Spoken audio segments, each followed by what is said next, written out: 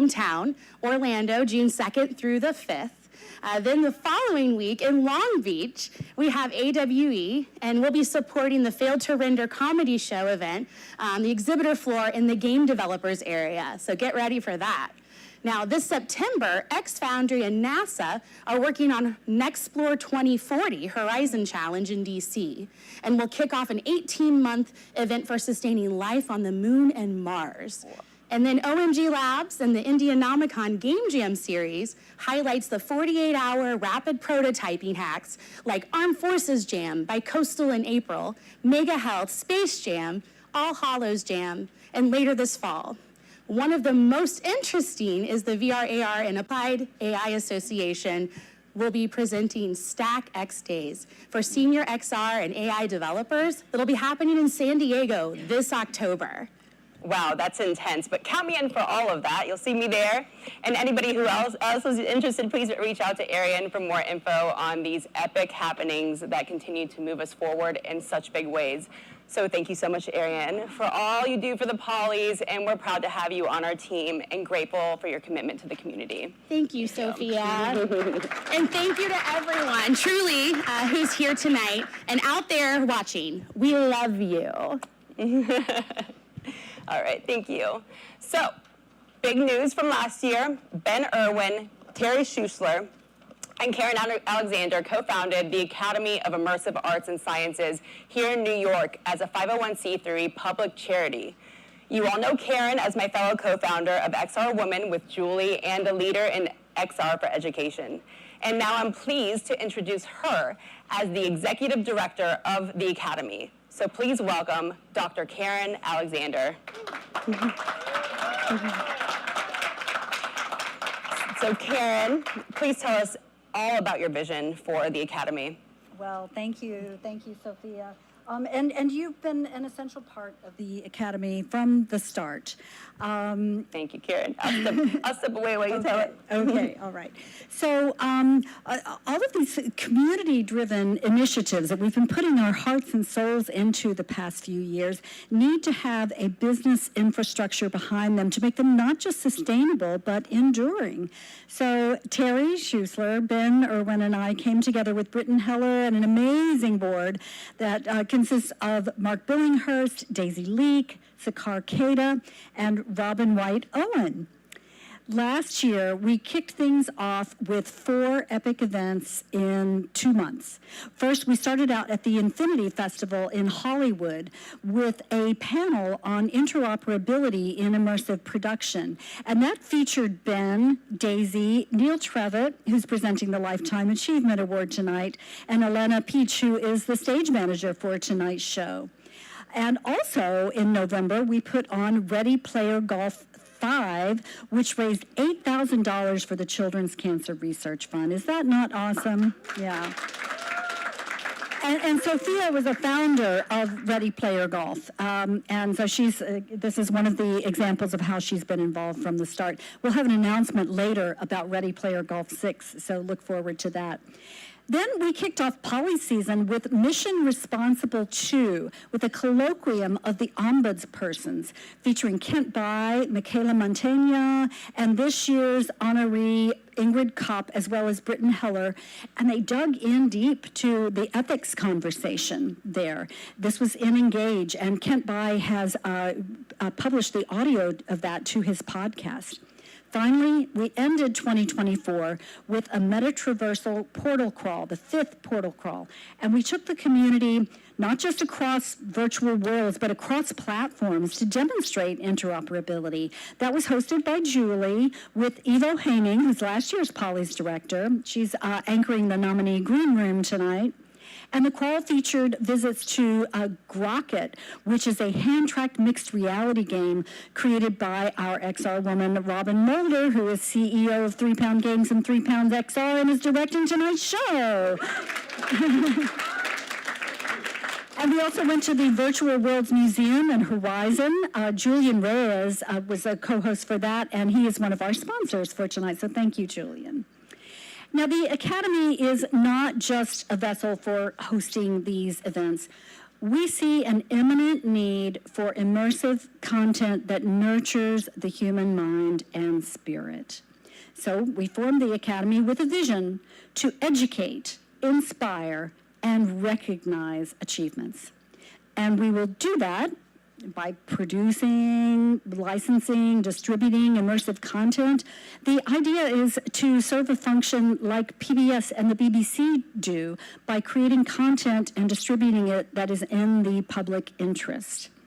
And it's in the scope of our charitable mandate for educational, cultural, artistic, scientific, and public affairs programming.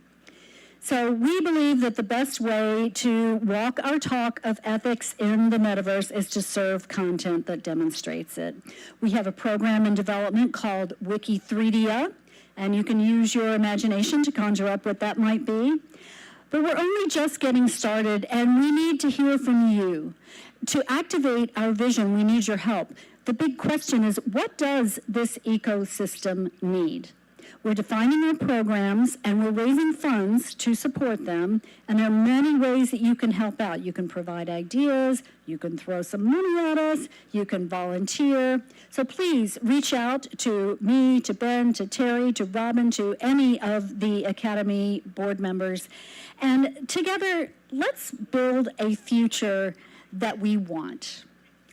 So thank you all for being part of the Polys. We're very proud to be a fiscal sponsor for the Polys 5.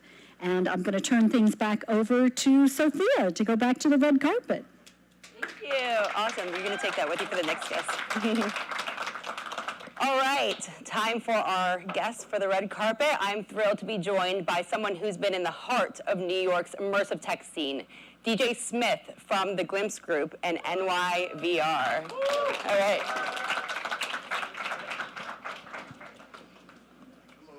Oh, there you go. All right. So, DJ, you've been a key part of NYVR community for years. In post-COVID, we've all felt some major shifts across the tech world. So much has happened in the tech space, introducing so many new innovations and opportunities. So what does the rebirth of New York's immersive ecosystem look like? So it's funny seeing the same sparkle in members' eyes that come in for the first time to our meetups at NYVR. And I say it kind of humorously that it feels a little bit like 2015 again. Because there's just a new rebirth, and I'm excited to see now the next generation and what becomes possible with all of the advances, not only in the hardware but on the software side and the AI influences that are bound to come. So on that note, how has the rise of AI reignited excitement in the immersive space, especially for the next generation of XR creators and innovators?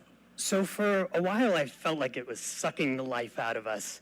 But I think we've turned a corner. And I think that the process of making experiences and the content within our own experiences is actually being elevated now, that things have kind of stabilized. And I think the investors will now start to say, well, that AI is super cool, but when it's paired with XR tech, that's when the magic happens.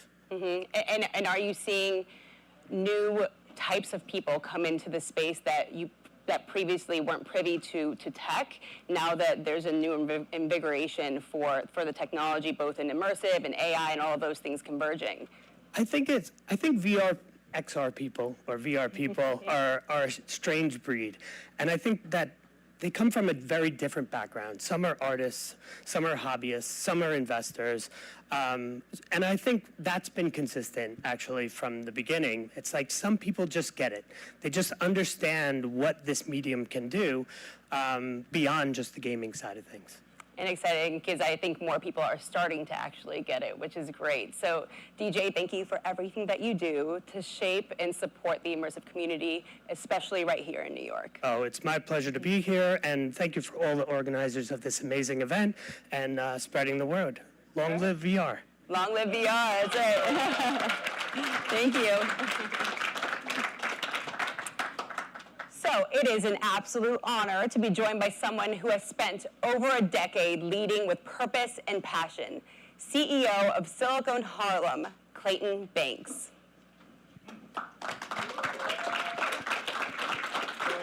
Come on up. Oh, I love a good microphone. Oh, Lord. Well, So, Clayton, thanks for joining us today. You're not new to the space, nor are you to the Polys, so really appreciate you being here. And you've always championed tech equity and infrastructure as essentials, not luxuries. And your work has always centered on community, making sure that technology works for people and not the other way around.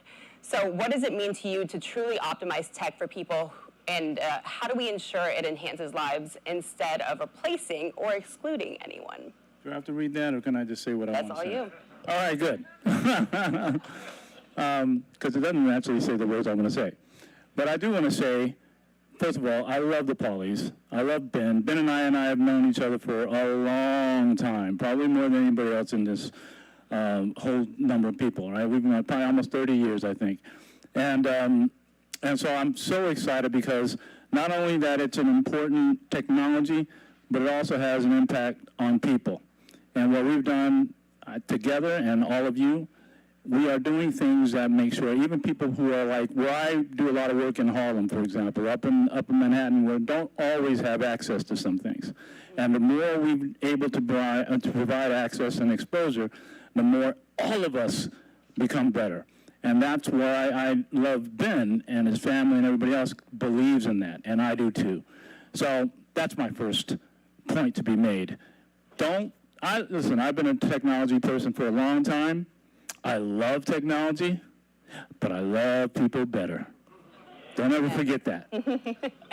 So on that note, you work with everyone, including from kids to seniors, and you're helping entire communities step into the future. What is the future of the next generation that's growing up with these technologies look like? What should they expect? Well, one of the things that I've been really focused on lately, which is probably a little different than what everybody is talking about this today, but I do look at the future, particularly everywhere, not just here in New York and not just in the United States, but across the entire world. There's a certain thing right now that's so important, something that we've been using the word for so many thousands of years, but it hasn't been used to talk about how to make everyone have a shot. It's the word, if you try to remember one thing I'm saying, this word, infrastructure. See, infrastructure, if somebody's clapping, part of the sense, but it makes a lot of sense. The reason why I talk about it is because, there's 40% of people in East Harlem doesn't have internet. Anybody see what I just said? Why I say that is because it's an infrastructure issue, not a issue people thing, or there's something about the companies or anything like that. It's really infrastructure, same like a street, right? A street is paid out, everybody can have a car or a bike and stuff on it. That's what infrastructure does. It gives everybody the same of access. So I'm here because I love the Polys. I love what we're all doing together collectively. We'll see how it all continues to go on, but let's make sure that infrastructure, that's at the bottom of all of that, so everyone gets a good shot. Absolutely, and the World Bank, which I'm working for currently, is doing a lot of work around that and digital infrastructure. So definitely follow up on what they're doing, because it is very important work if we want the rising tide for our industry as well. That is the future. So Clayton, thank you for being such a powerful voice in this space, reminding us that technology must always serve people first, and you're helping build a future that's connected and inclusive and inspiring. So thank you so much. Thank you. I'm getting kicked off. Thank you very much. Thank you all. Thank you. Let's really have a lot of fun. Thank you, Clayton. Have a good. All right, and now it's time to take you into one of the most exciting places to experience the Polys, the metaverse. We're heading over to Engage, where an incredible live watch party is already underway, filled with immersive enthusiasts, creators, and community members from all over the world. Joining us from inside the Engage platform are two amazing women who know how to light up a virtual stage. My co-host for the evening, Julie Smithson, and immersive artist and community leader, Chaos Princess. Let's jump in and see what's happening over there. Julie, Chaos, over to you in the metaverse.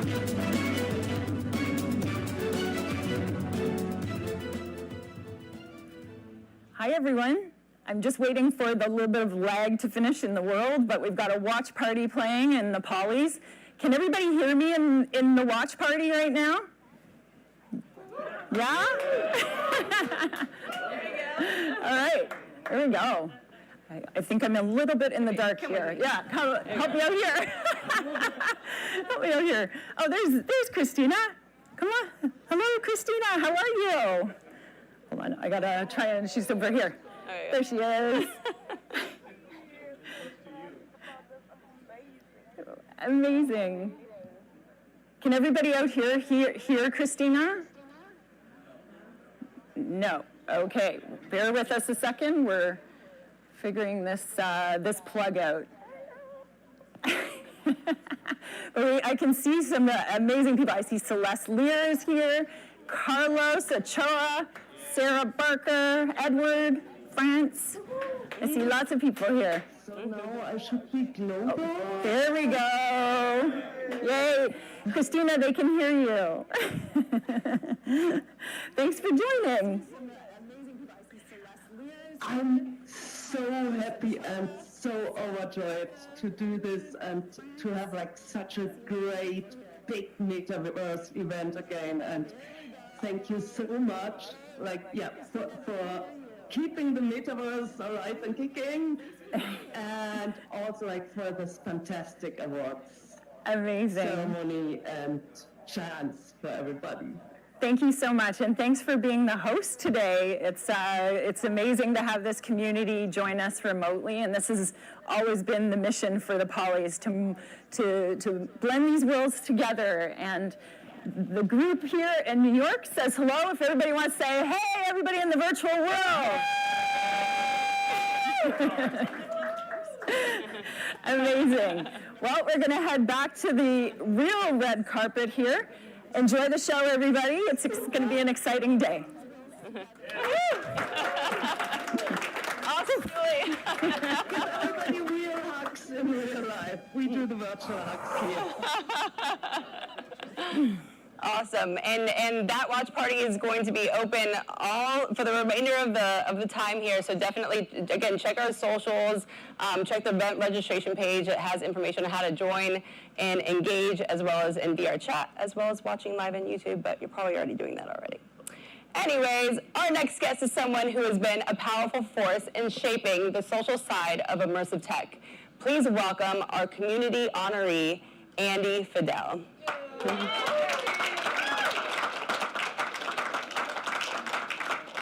Andy's joining us live remote, so we're gonna get her up on screen.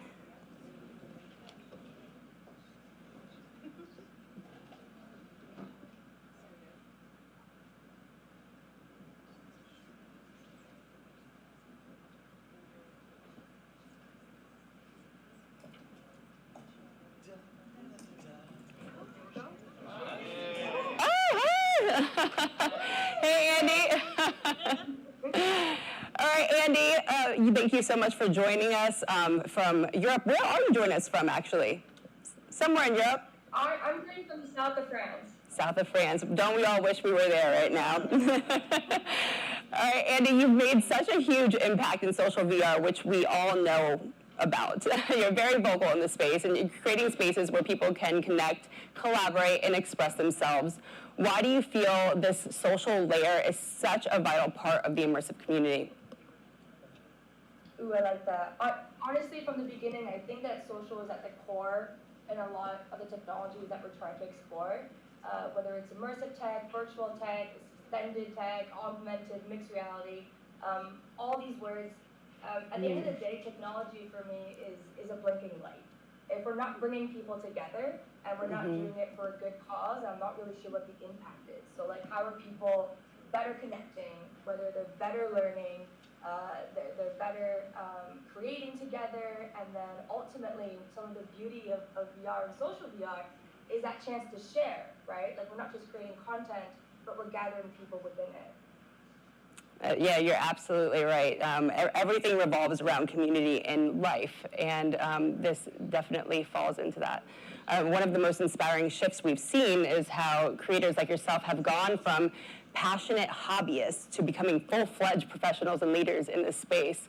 I think it's pretty incredible. And so how have you seen the creator economy evolve, and what does it mean to see creators leading the charge on projects that are not just innovative, but also deeply impactful?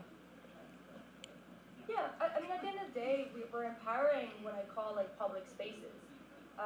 So we're creating these worlds and we're creating these experiences, but at the same time, entertainment and experiential content is a business.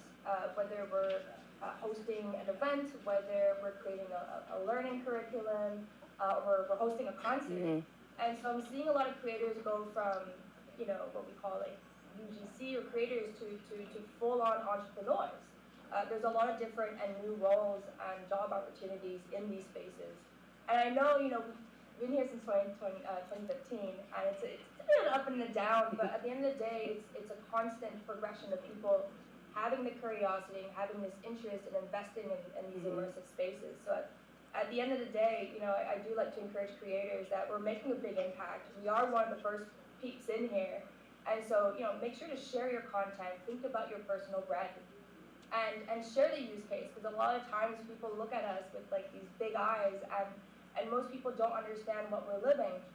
But as soon as you show them your work, or you give them an experience, which is why onboarding is so important, you can see someone's life completely change before your eyes. Like, people see the opportunity, but we've got to get them in, you know?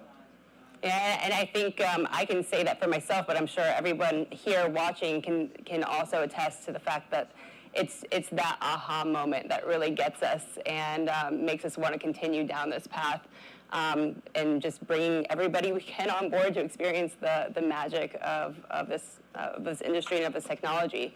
And Andy, you truly embody the spirit of this community, bringing people together and elevating voices and helping define the future of immersive tech. So congratulations again on being this year's community honoree. It's so well deserved. Congratulations, Andy.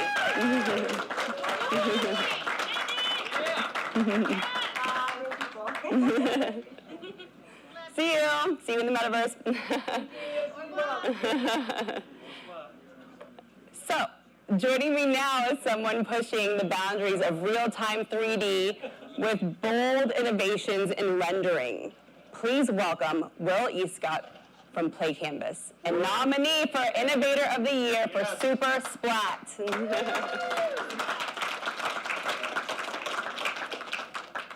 And he will also be joining us live virtual.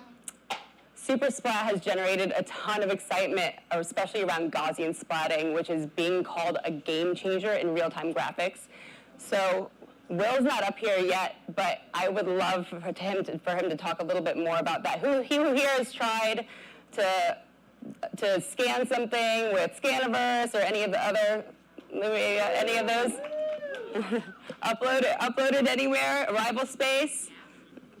We started a new award this year for Spots specifically because of how important this new capability is, and there's been a lot of participation from people around the community to start learning how to do this. Had some incredible conversations with the creators of Arrival Space around this, and I think it's going to be, personally, I think it's going to be interesting to see how many more creators and more people this will inspire to get into this world outside of the technologists that are already here, to make it super, super easy to use the technology and the phones that they already have and be able to scan something and then upload it immediately to the web, I think is an incredible innovation. And I think we'll be seeing a lot of people from a lot of different industries on board in light of this capability. Will, where's Will at? Hello. I hear him. Hi, Will. There you go. Oh, it's Arrival Space. All right, guys. Will Escott is a great supporter of Arrival Space. Yes, he is. We'll move on to Arrival Space. Hi, guys.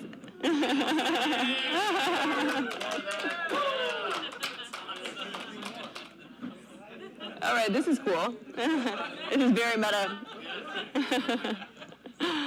All right, guys. Hi, how are you?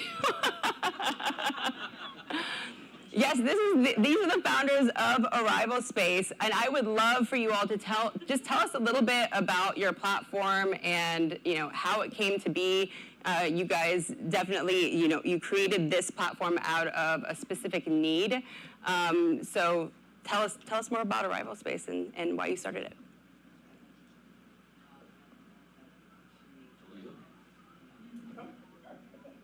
So, well, basically, Arrival Space is about fostering navigation and infrastructure across the immersive web, right? So everybody can claim their space, add all types of media content, and share it online. It's fully immersive. It works on mobile, desktop, and VR. And yeah, we really believe that Gaussian splatting and splats in general is like a huge puzzle piece in unlocking the next era of the immersive web. Awesome, and talking about Gaussian splatting, I think we think at Arrival Space it's a new form of art, and I think there's so many great scenes already scanned. It's so easy. Take your phone, use Scannerverse or any other Luma AI, for example, and load it up to Arrival Space. And one goal of Arrival Space is not just to be a viewer where you can just share, but we want to make people able to walk in their splats, right? To experience them, to visit the scenes in the VR headset and really navigate like in real world, right? So a splat is not just a volume; it's a surface. It's a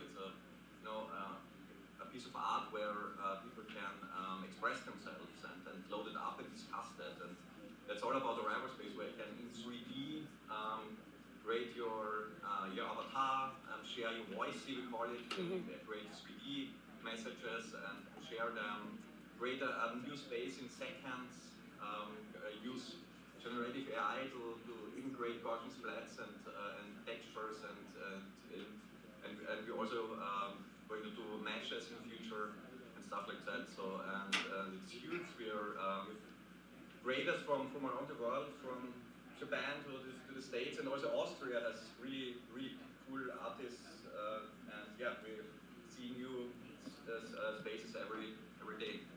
Yeah, and as I just said, we did partner with you all, with Arrival Space, to create a new category this year, Splat of the Year, and we did see a lot of really cool submissions.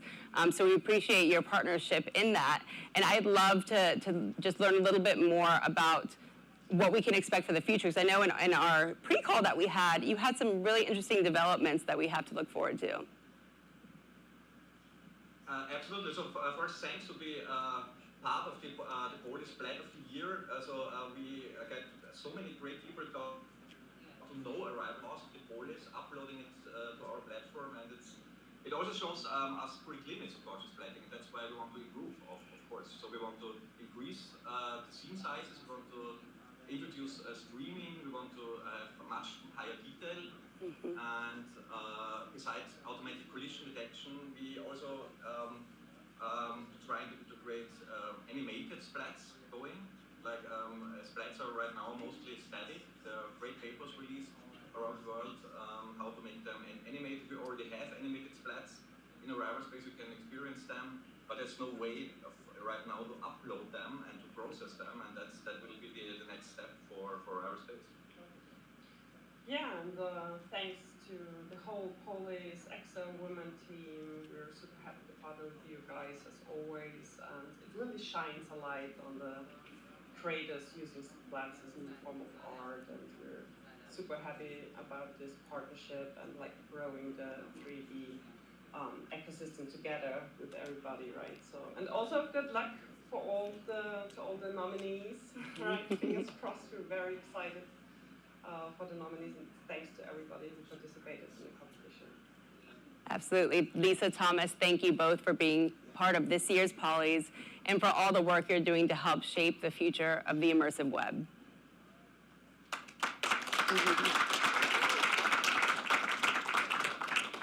So next, we have a special treat. It's a pre-recorded conversation with two dynamic creators who are pushing the boundaries of immersive storytelling and XR content creation. You probably know Hugh Howe's one of the go-to voices in VR filmmaking and 360 content, and Keely Turner as a powerhouse creative bringing immersive experience to life across platforms. Together, they're shaping how we think about narrative and impact in this space. So let's roll that conversation and hear what they had to say.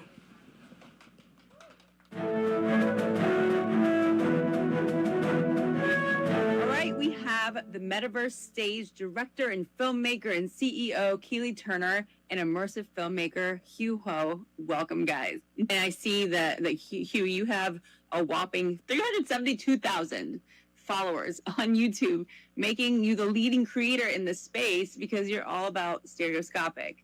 So what can people expect to find on your page, and how might it be helpful and useful for them? Hugh is really known for in the community of giving knowledge to people freely, not behind a paywall on YouTube for anyone to watch who wants to look into buying a camera. A lot of people have come to Hugh's channel for those honest reviews and side-by-side comparison videos or tutorials that helped their project. His videos helped their project get off the ground. So that's really rewarding. And you guys had won an Emmy as a result of the hard work that you've put in. So talk a little bit about that. So we actually partnered up with CBS to try to tell news story in a really fast pace in an immersive environment.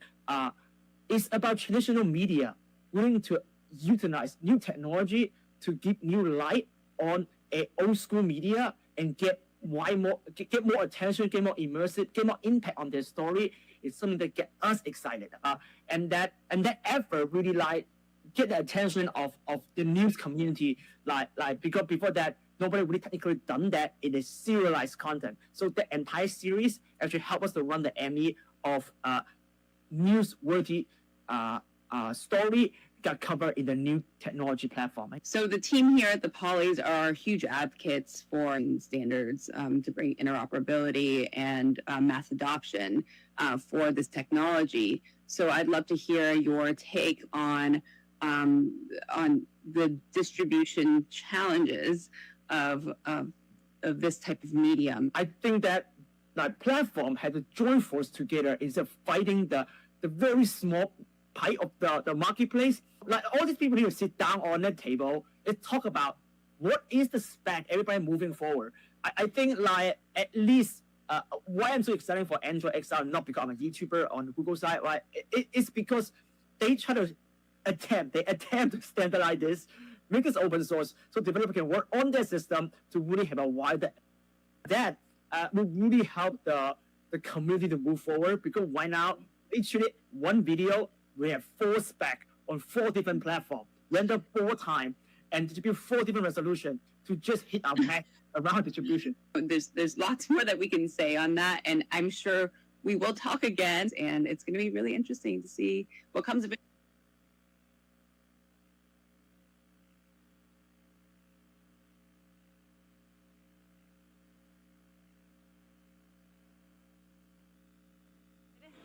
To be joined by someone whose work in immersive storytelling continues to open doors and amplifies voices around the globe, our ombudsperson honoree, Ingrid Kopp. And she's joining us live immersive as well. It's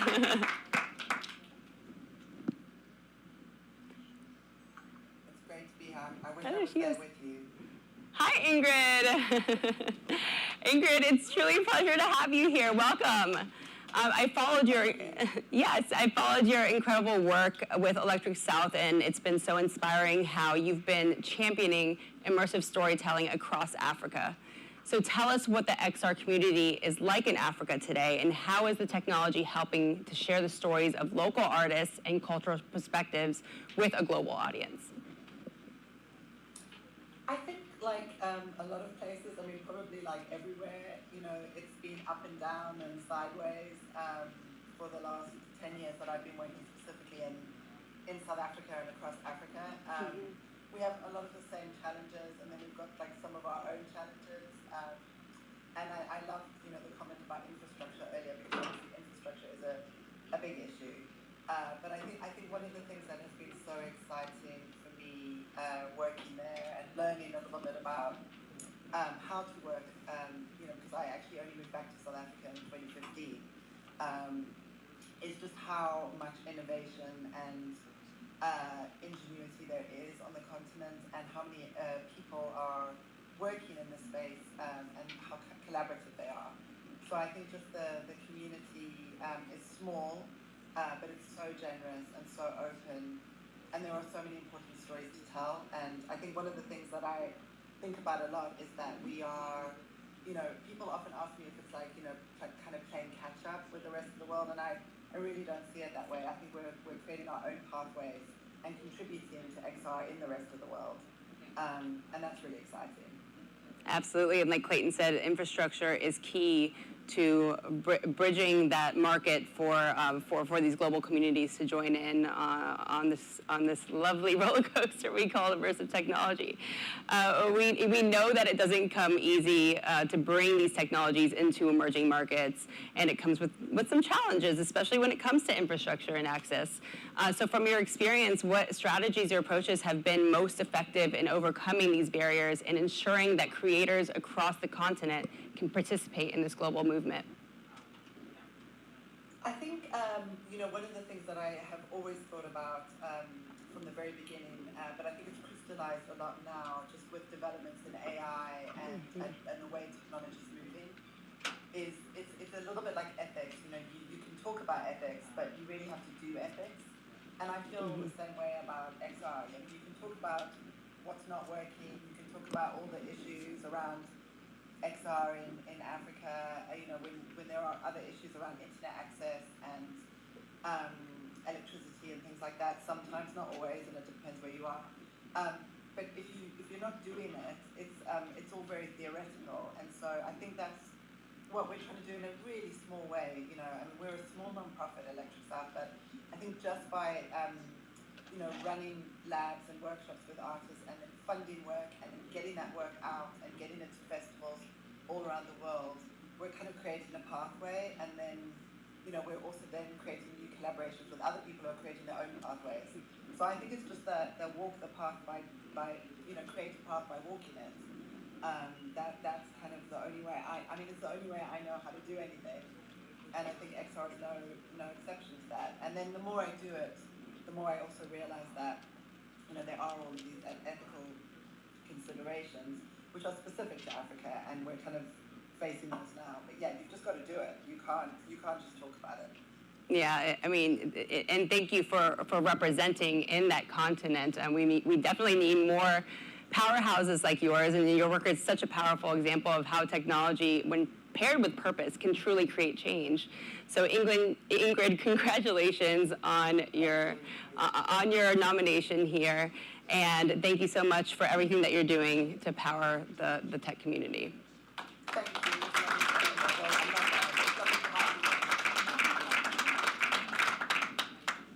So now I'm honored to be joined by a true pioneer in the immersive web space, this year's Lifetime honoree, Ken Russell.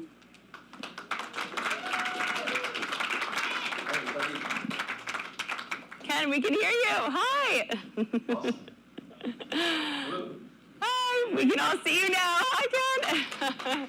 Everybody. Ken, you've been a long advocate for the power of the open web as a platform for sharing experiences and strengthening global connections. As someone who shaped technologies like WebGL, WebGPU, and WebXR, how do you see these tools continuing to advance that vision over the next few years? Well, I think that as we continue to make them faster, more accessible, more available to everybody, and keep adding, to the feature set that creators can take advantage of, you're going to see more rich experiences. Anybody can share this with, the click of a mouse or a pointing device to your fingers, right, in your headset or on your phone or on your laptop computer. And I'm really looking forward to seeing all the even more awesome experiences come as we go from WebGL to WebGPU, for example, on the immersive web. Absolutely, and with such powerful tools that are now available in the browser, the role of collaboration becomes even more important. So what role do you think major tech companies and open source communities will play in helping to accelerate the adoption of web-based immersive technologies? Well, I definitely see a necessary and close collaboration, and the reality is that the web browser is a complex piece of software. It requires a lot of engineering behind it in order to keep it safe, fast, secure, and so that requires fairly significant investment, and I really see that happening, or continuing to happen, by larger technology companies. At the same time, there's always awesome contributions by the open source community, and many of the creators are in that community. The really long tail of awesome experiences that you can see are really coming from that open source community. So I see both parties necessary in the evolution of this ecosystem that we're building, and I hope that we'll continue the collaboration for many, many years to come. And we're going to need that collaboration for many, many years to come. And so, Ken, your work has helped lay the foundation for an immersive web that's open, accessible, and full of potential. Congratulations on your well-deserved Lifetime Achievement Award, and thank you for everything you've done to move this industry forward. Thanks so much, really.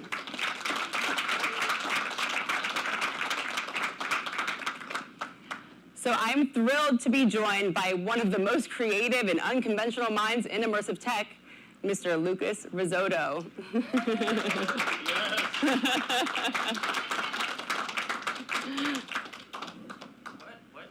What an intro. Unconventional could go any direction, anyway. Hi.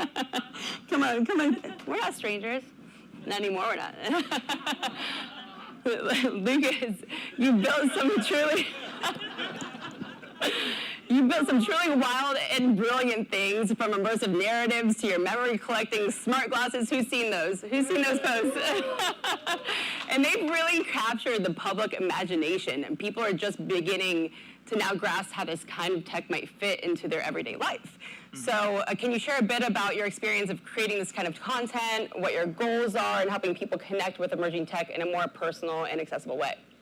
Yeah, I mean, so I've been building stuff like everyone else here, trying to create products, launch them to market, and do all of that stuff. And it's you learn very quickly that in the first 80% of it, right, that just like the initial prototyping and building something is the fun part, and then there's the last 20%, which lasts forever, which is turning it into an actual product. And I started to go like, what if I skip that part and build projects specifically for videos, right? But to make really good stories, to create the project, see where it goes, and create something for the mainstream public instead of productizing it. And it's been very, very fulfilling because you can just do a lot of things, and you can, most importantly, try to stay in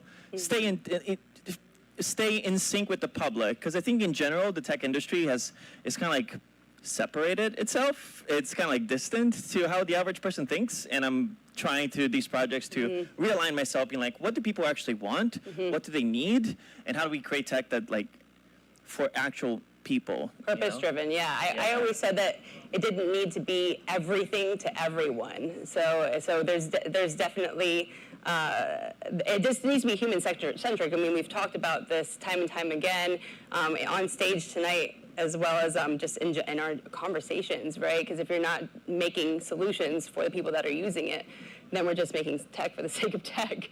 And one thing that we've seen is that not every piece of tech lands on the first try, and some innovations stick, and others need to pivot to meet the real new user needs that we were just talking about. So how can we as an industry take a collective step back, reassess challenges that we're trying to solve, and make sure we're not just building tech for the sake of tech? Yeah, I think AI changed a lot, at least how I think about the immersive industry in general. It's we've been spending all this time trying to augment the world with things like augmented reality, and it seems that the goal seems to be, it seems like what people want is to be augmented themselves, right? Not augment the world, but augment people. And it looks like that to do that, you just need AIs and a camera. So it's like, what's the role of 3D? Where does it all fit in the puzzle? And I'm not sure, but I know that, like, since AI started to become a thing, I'm like completely re-envisioning what XR is in the context of like what do people want and how to help them, and how to do things that they actually need on a day-to-day basis. So It's a lot. It's a lot. You guys know. It's a lot happening. It's a lot, right? Yeah. Because you always bring such an honesty and imagination to the space, so it's refreshing and exactly what we need to keep evolving with purpose. Thank you so much for being here and continuing to challenge the boundaries of how immersive technology can reach its true potential. Thank you so much. It's such a pleasure to be here live. This is like, look at the screen. Look at the setup. This is like CBS. Thank you so much. Thank you.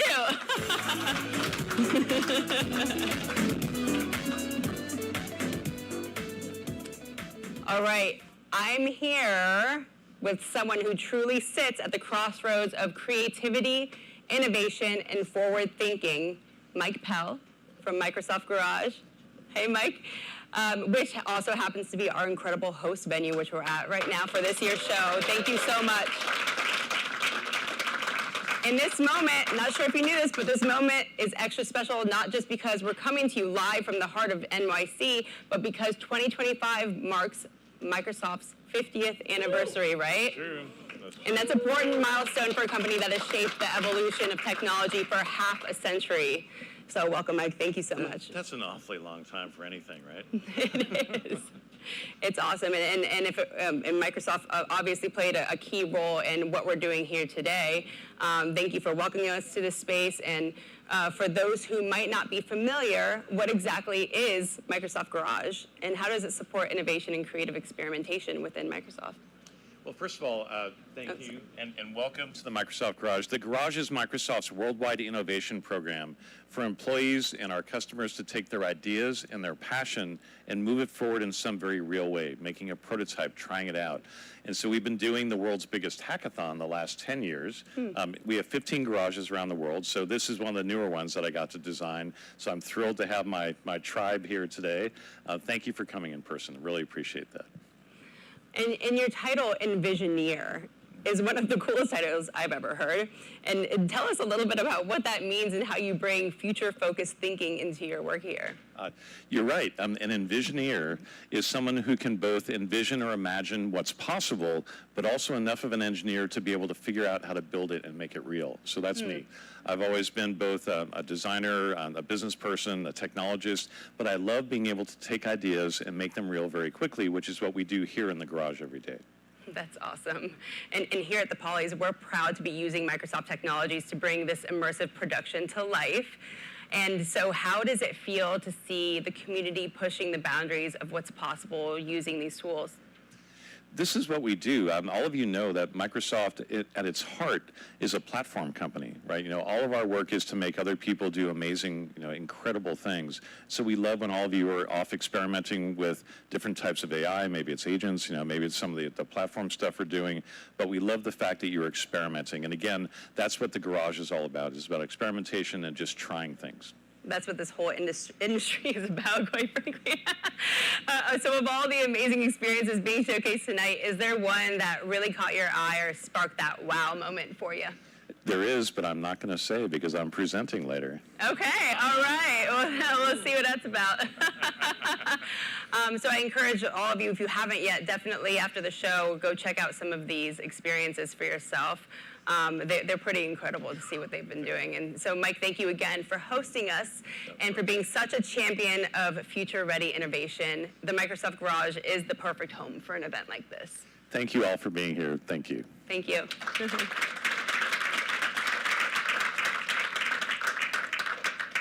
We're doing the VR chat VR chat watch party check-in. No VR chat watch party check-in right now. Maybe we'll come back to that in a little. All right. Next, I'm joined by the powerhouse behind the curtain, founder of both 3 Pound Games and 3 Pound XR, and she is also our director of the Polys, Robin Mulder. Come up to the stage.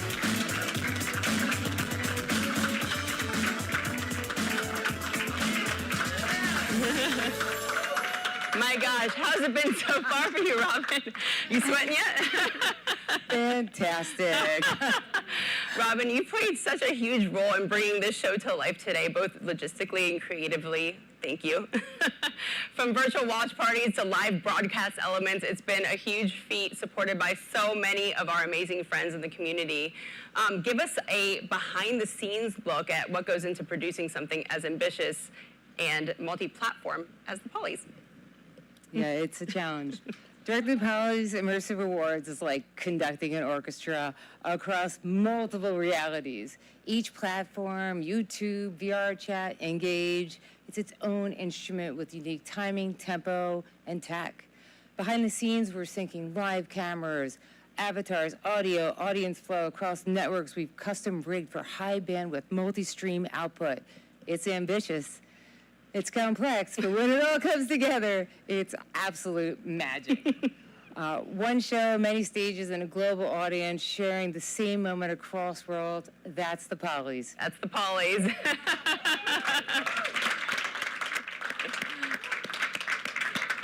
So switching gears, one of the standout innovations from your company recently is 3PoundX Games is GrowKit Core. It's a platform that significantly simplifies the creation of immersive experiences, which you actually demonstrated at the XR Women's Symposium recently. You had a workshop there and we all learned how to use it. It's pretty incredible. Even I developed in Unity. Awesome. Sophia? Can you share how GrowKit Core is accelerating spatial computing, native app creation, and why this is so crucial for the growth of our industry? Absolutely. We also showcased it over at NYVR. Woo! Here we are in New York and all that. GrowKit Core was born out of a simple but frustrating truth. Immersive development is still too hard. It takes far too long, even for experienced teams. Every project we built, whether it was games or training or enterprise, we kept hitting those same friction points. So we built a solution. GrowKit Core accelerates spatial computing apps by giving creators a modular AI toolkit that handles the hardest parts, interaction systems, mixed reality, hand tracking, networking, and AI, all pre-integrated and customizable. It's low code when you want speed and full code when you need flexibility. Let's see, there's a little repeat. So this is what happens at the last minute. We're like, we'll just wait for that. Woo, there we go. To solve our biggest challenges. So we need this. We need to adapt this for the ecosystem to solve our biggest challenges from education to healthcare to planetary sustainability. We must build an XR ecosystem that scales with us, that evolves with our needs, that empowers creators, not just consumers, that breaks down barriers between disciplines, geographies, and generations. XR isn't just about immersion, it's about connection. And the stronger our ecosystem, the more prepared we are to meet the future together. That's awesome.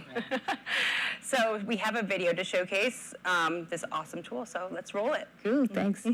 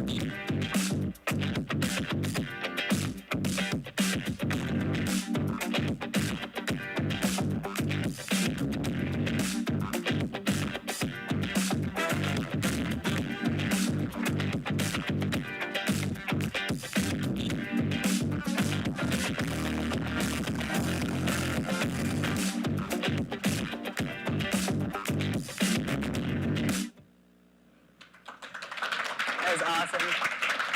That was powerful stuff, Robin, and thank you for your incredible leadership and vision and shaping this year's show. And it's such a joy to see how the Polys has evolved under your direction. So, Sophia, we have another watch party to chat. Oh, VR chat. Okay, we have our watch party now. So we're going to take you into yet another incredible corner of the metaverse where the Polys are being celebrated in style. This time we're heading over to VR chat where a stunning virtual opera house designed by the talented Natasha Parkin herself is hosting one of the Polys' official watch parties. Joining us live from this breathtaking venue are my co-host, Julie Smithson, and the visionary creator behind the space, Natasha Parkin.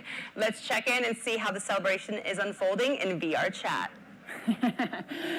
All right, I know that there's a bit of back and forth here. Thank you for holding on to me. I have to share what I'm seeing until you guys can see. We have the most amazing audience in VR chat. Can everybody hear me in VR chat yet? No, they can't. So we need... We saw arms go up. So I have a hot dog on stage with me. I have some kind of mouse. Oh, here we go. There we go. There we go. Hi guys, can you hear my voice? Can you hear me? Everybody, come onto the stage. Oh, they've got a big party going on the stage now. And whoa. Austin's still watching, but he's here with us. I bet you guys are. You guys should see. Woo! You should see. So this amazing space is built by Natasha Parkin. But I hear you can hear them, but they can't hear you.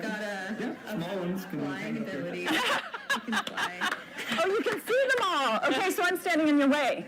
But they can't hear us. So you can see that this is an amazing community. I think there's almost 20, 25 people in here, and they're all here to celebrate the Pollies. Amazing. We're an amazing community. There you go, some backflips, there you go. They can't hear us, probably. No. Hold on a Yes, second. we can. We can hear you. They're doing backflips. There's a massive cat. We're pretending to party. This is awesome. We've got. Scatter your emojis. They're dancing. Yeah. They're having their own parties. Simple. Awesome. Roses for everybody. All right. Thanks everybody from VR chat who's watching, and we need to put another feed to give them the rest of the show. Hear us. Yep, we can hear you. Can you hear us? They're waving. Thank you, Sophie. Yeah. Oh, there you go. Turn it off then, right?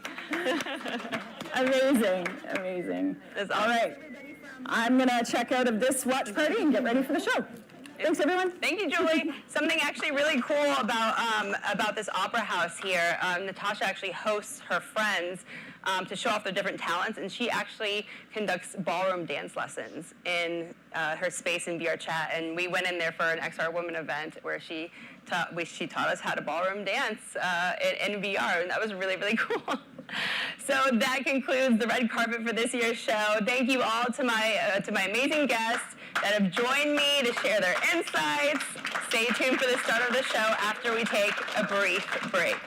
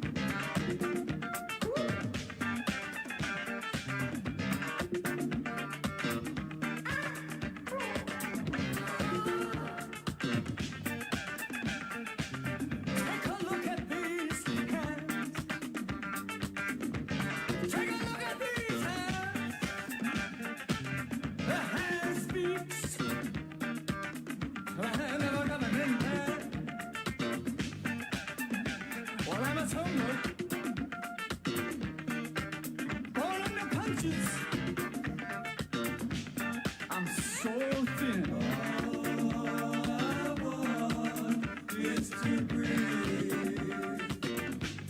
I'm too thin. Won't you breathe with me?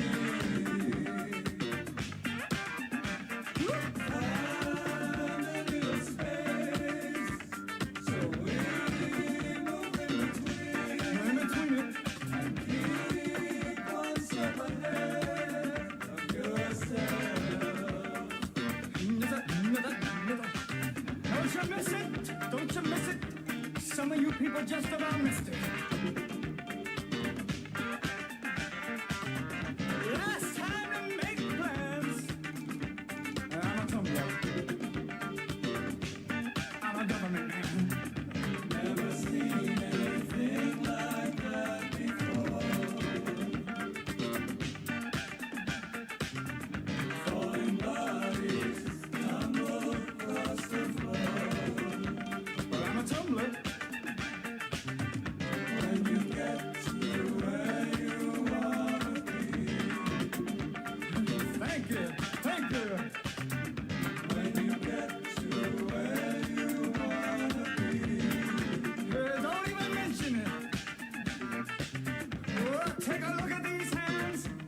They're passing in between us. Take a look at these hands. Take a look at these hands. I don't have to mention it. No thanks. I'm a government man.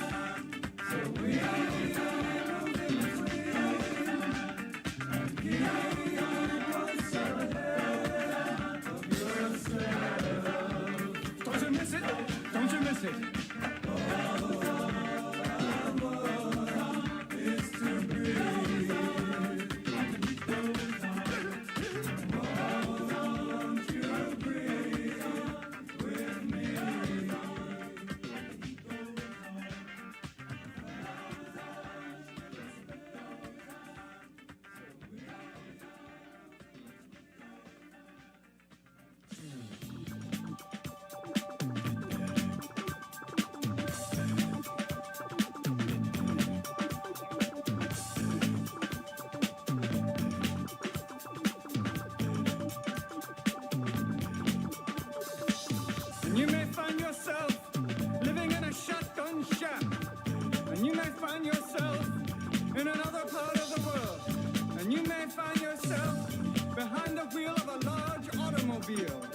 And you may find yourself in a beautiful house with a beautiful wife. And you may ask yourself, well, how did I get here?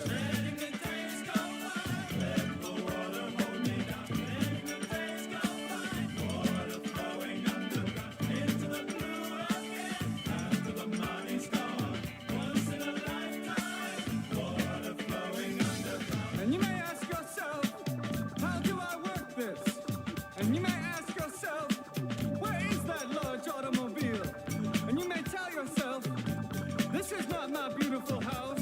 And you may tell yourself, this is not my beautiful wife. Letting the days go by, let the water hold me down. Letting the days go by, water flowing underground into the blue again. After the money's gone, once in a lifetime, water flowing underground. Same as it ever was, same as it ever was, same as it ever was, same as it ever was.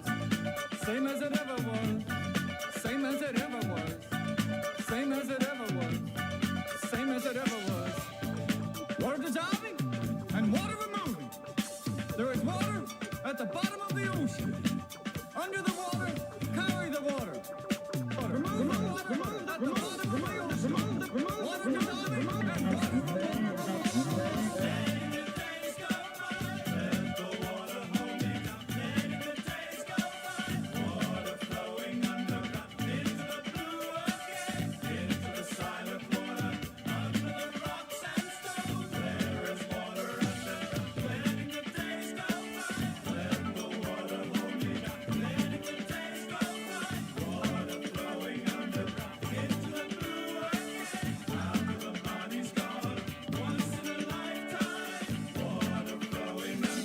You may ask yourself, what is that beautiful house? You may ask yourself, where does that highway go to? And you may ask yourself, am I right? Am I wrong? And you may say to yourself, my God, what have I done? Letting the days go by, let the water hold me down. Letting the days go by, water flowing underground into the blue again, into the silent water, under the rocks and stones. There is water underground. Letting the days go by, let the water hold me down. Letting the days go by, water flowing underground into the blue again, after the money's gone. Once in a lifetime, water flowing underground. Same as it ever was. Same as it ever was. Same as it ever was. Look where my hand was. Time isn't holding up. Time isn't after us. Same as it ever was. Same as it ever was. Same as it ever was. Same as it ever was. Same as it ever was. Same as it ever was. Same as it ever was. Here, Twister comes. Here comes the Twister. Same as it ever was. Same as it ever was. Same as it ever was. Same as it ever was. Once in a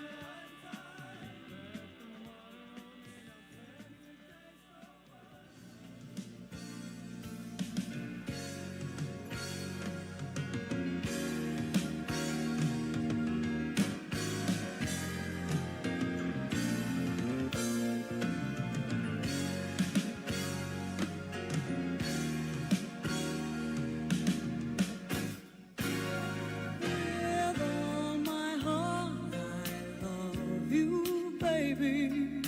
Stay with me, and you will see my arms will hold you, baby. Never leave, 'cause I believe I'm in love. Sweet love, hear me calling out your name. I feel no shame, I'm in love. Sweet love, don't you ever come away.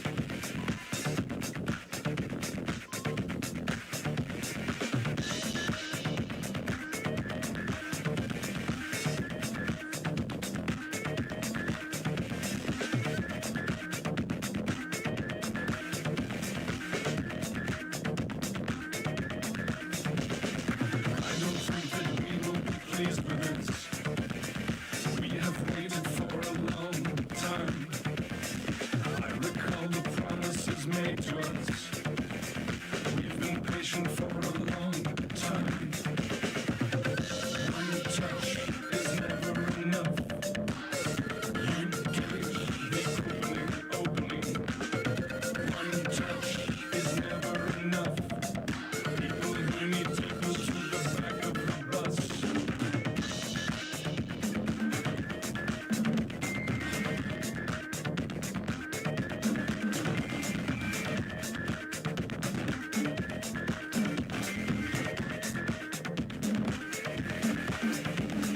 I don't see how we could be pleased with this. We've been waiting for a long time. I recall the promises made to us. We've been patient such a long time. No one is dangerous.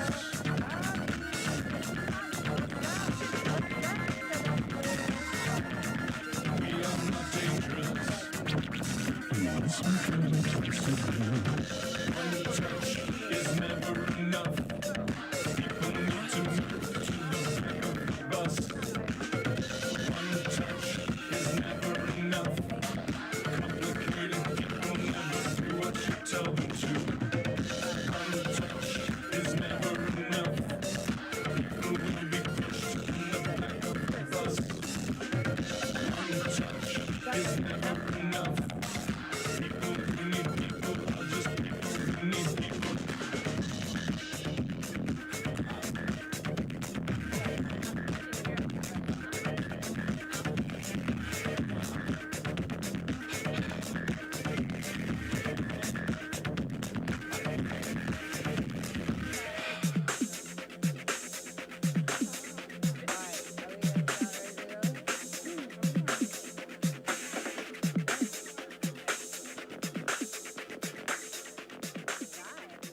Right now. They're live now.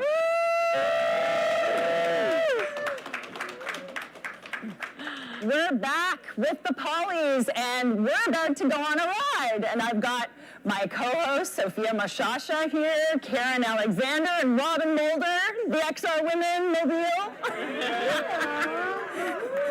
And we're about to take a trip, so hopefully we got this. And we're gonna drive. Driving? Fast. Steamer Abby. The smoothest car in virtual reality I've ever been in. Going to the Pollies. Going to the Pollies. So are we going to get some people up? Or we drive around. So this is actually the Polly's World right here, built by Cause and Christie many, many years ago.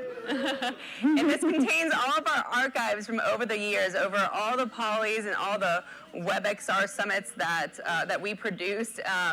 There's a lot of people and a lot of content. Many of you actually sitting here and watching our showcase here.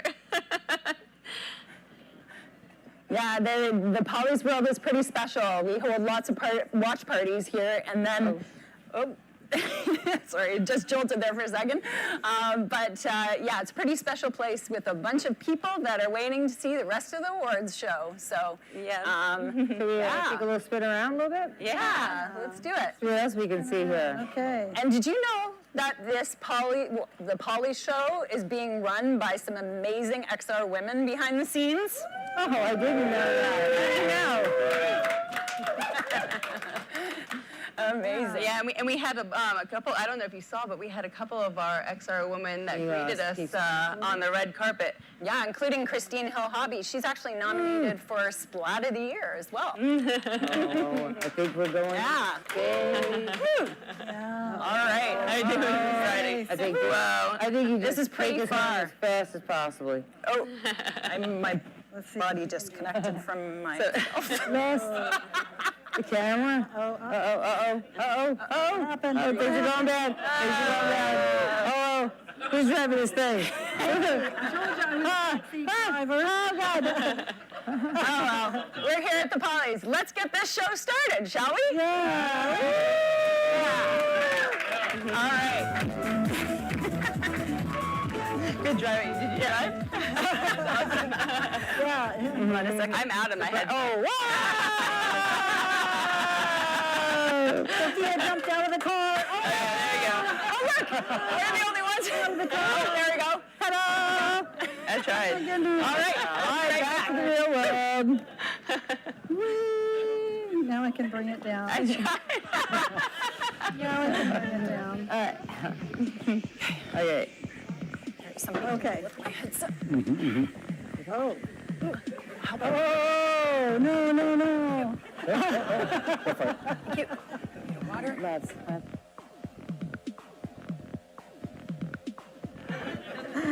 all right, everyone. That was awesome. Yeah. It's time to start the polys. Okay, let's start the polys. All right. Uh-oh. Take your heads off. Next session. So that Thank you.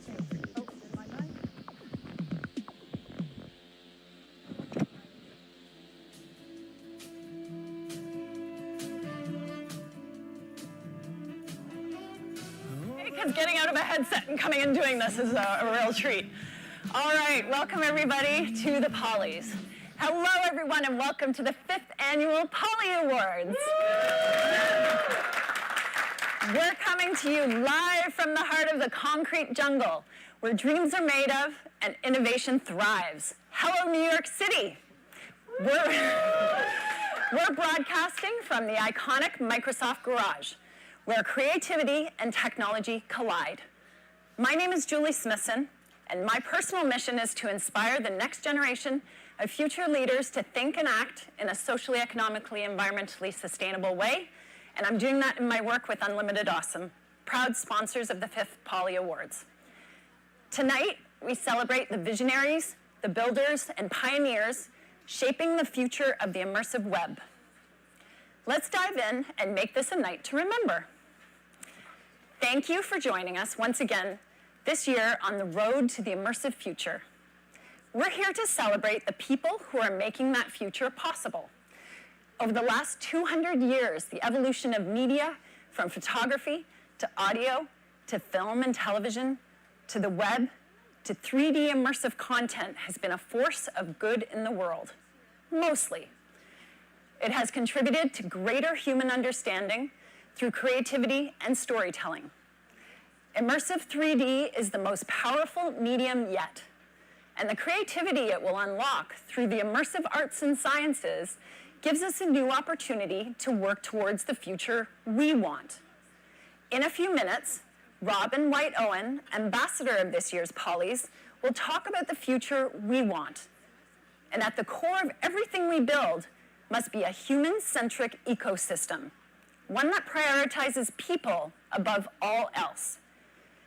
We're fortunate to be part of a thriving community, one filled with smart, thoughtful individuals who care very deeply, and very importantly, are honest about the well-founded concerns about these new technologies that we are so enthusiastic about. These people give us hope and confidence at a time of global change and uncertainty.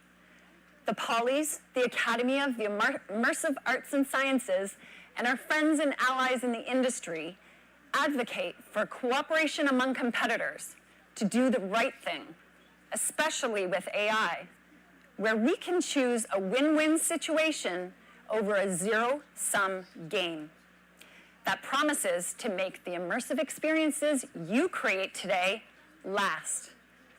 Arthur C. Clarke said, "Any sufficiently advanced technology is indistinguishable from magic." And we believe this magic, enabled by immersive technology, can be what humanity needs when we need it most, now. By recognizing the creators of immersive content and the people who make the technology they create with possible, we intend to inspire the legions of creators to educate themselves how to make their magic in 3D. Because technology is in service of humanity, not the other way around.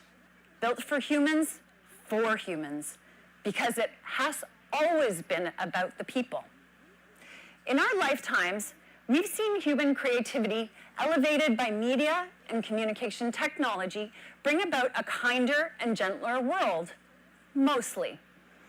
And in this moment in human history, we can find hope and reassurance in the magic of human creativity unleashed by 3D immersive storytelling. 2024 continued to validate our assertions that this new computing platform is coming, and the convergence of its enabling technologies is happening as we speak. The borderless nature of the metaverse unlocks limitless opportunities, a force for global collaboration, education, and progress in a time of exponential change. And over the next few years, as all this new ability to communicate continues to come to fruition, it's more essential than ever for us to keep this mindful conversation going to help us collectively steer this global social movement towards the future we want. This is the way to live long and prosper. May the force be with us. So say we all. This is the way. I'm Julie Smithson, and you're watching the Polly's Immersive Awards.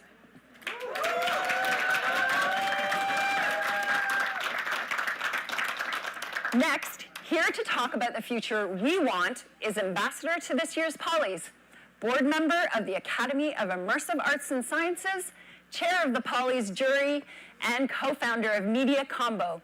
Please welcome Robin White Owen.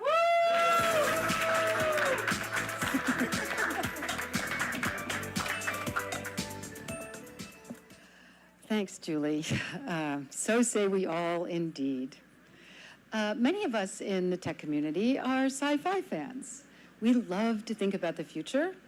We're inspired by the idea that we can manipulate holograms, that we can aim at them with our gaze, that we can grab them with our virtual hands.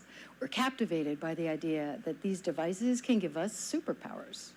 Consider that when we enter the metaverse, we are folding space to a place where our friends from around the world can join us without crossing any imaginary borders that we've created in the physical world.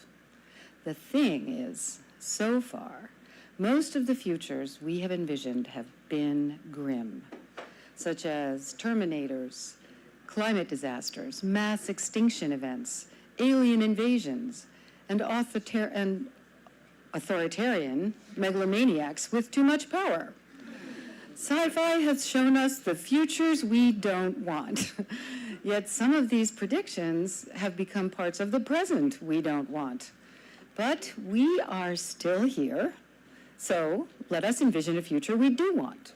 We're already creating virtual social experiences that improve educational outcomes in real life, that bring joy to people playing games together, attending concerts, even playing mini golf.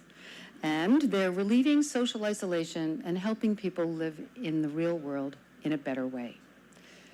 As other people have said, they're sharing their content. We're all getting to participate and benefit from it. We're building digital twins of cities to improve urban life. And there are already many artists exploring vast possibilities of visual and oral expression in virtual 3D and creating new ways of telling our foundational stories. We're already working on making interoperability a reality so that the immersive worlds will be accessible for everyone in every culture. In other words, we're already using the immersive medium as a powerful tool to find our way to a future we do want by embracing the collective wisdom of this incisive and compassionate community, and we're just at the dawn of this new age. So, where do we go from here? My purpose in asking isn't to answer that for you. It's to inspire all of you to help us answer it for all of us. This year, we founded the Academy of Immersive Arts and Sciences with the purpose of educating, inspiring, and recognizing pioneers building the tools and experiences that are creating this future. Tonight, we're here at the 5th Polly's to celebrate our nominees, who have worked to produce work that's imbued with culture, empathy, and spirituality that elevates all of us. Together, let's strive to fulfill the promise, to seize the opportunity, to achieve our higher aspirations, and empower generations to come to build the future they want in the virtual and physical worlds. Thank you. Supposed to take a bow here.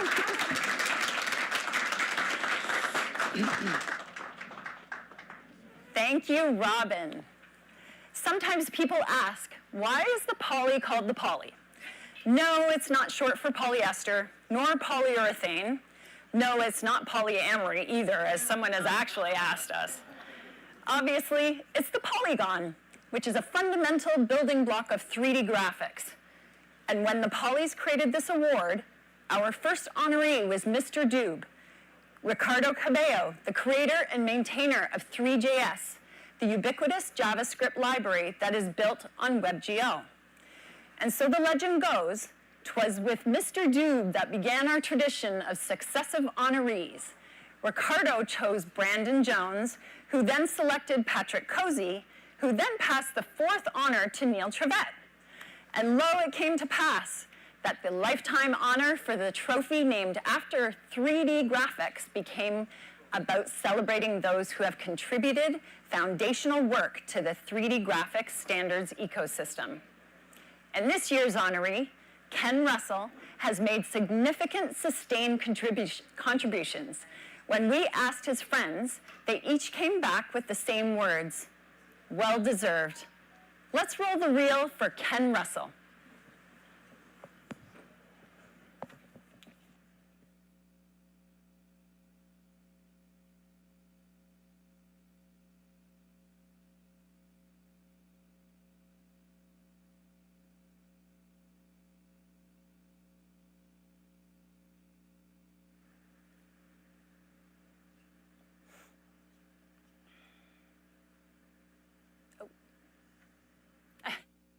Okay, are we not doing the, okay.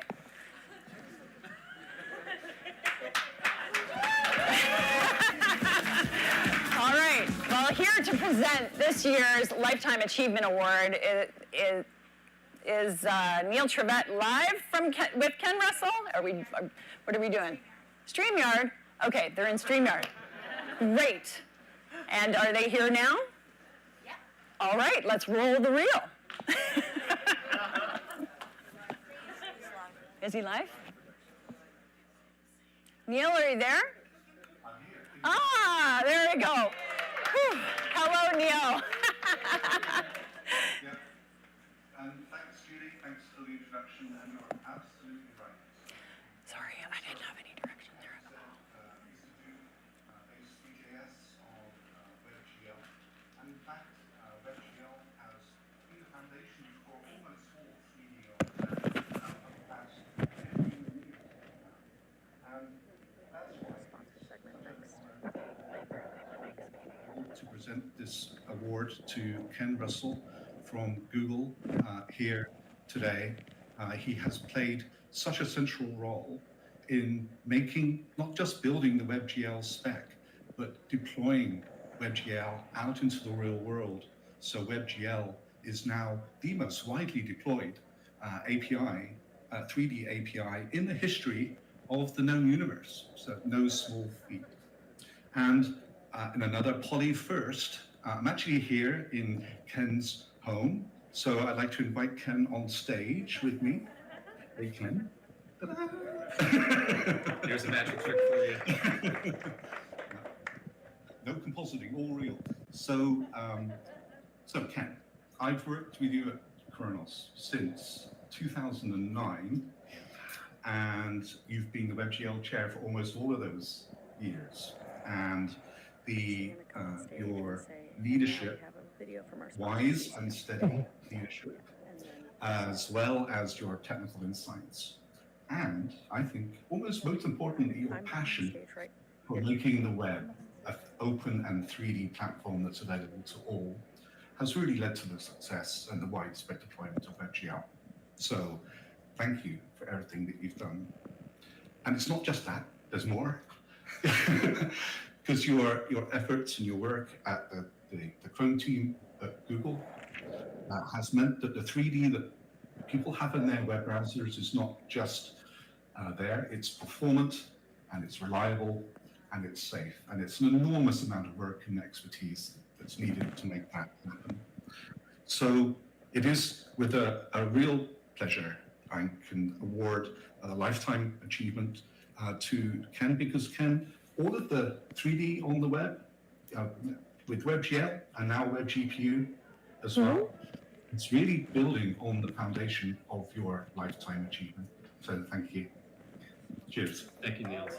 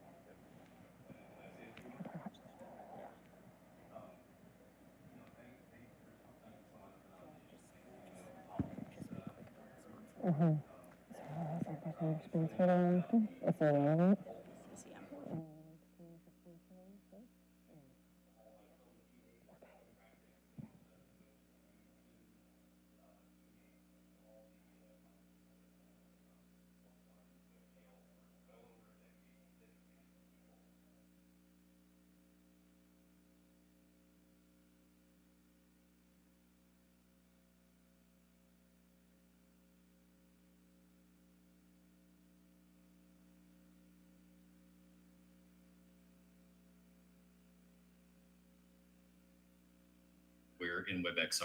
So want to thank all of these awesome colleagues that I've had the privilege to work with for the past 20, 25 years. It's been great. Cool. Welcome. So thank you. Thank you. So cool.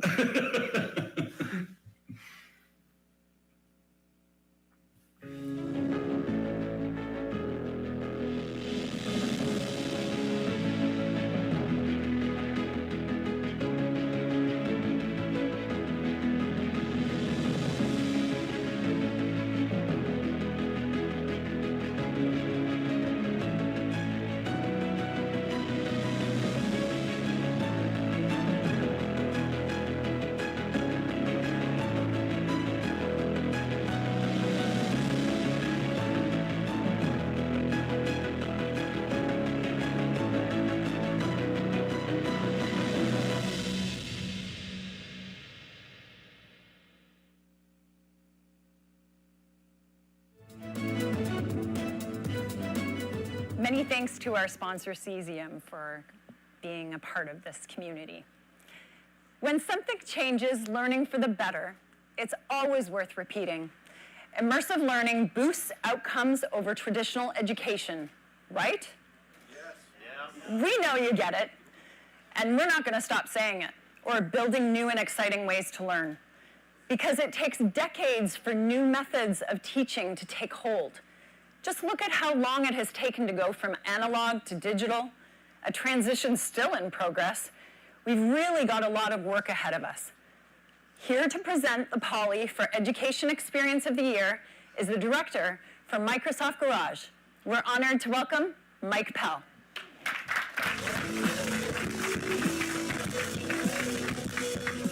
Hey everyone, so my very good friend Amy Peck couldn't be here tonight to present this award, but she will be back, don't you worry.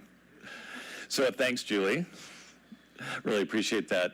We do get it. Sometimes when we talk about the potential of immersive education, we feel like we're preaching to the choir, like we all know this, right? It is our community, this is what we do.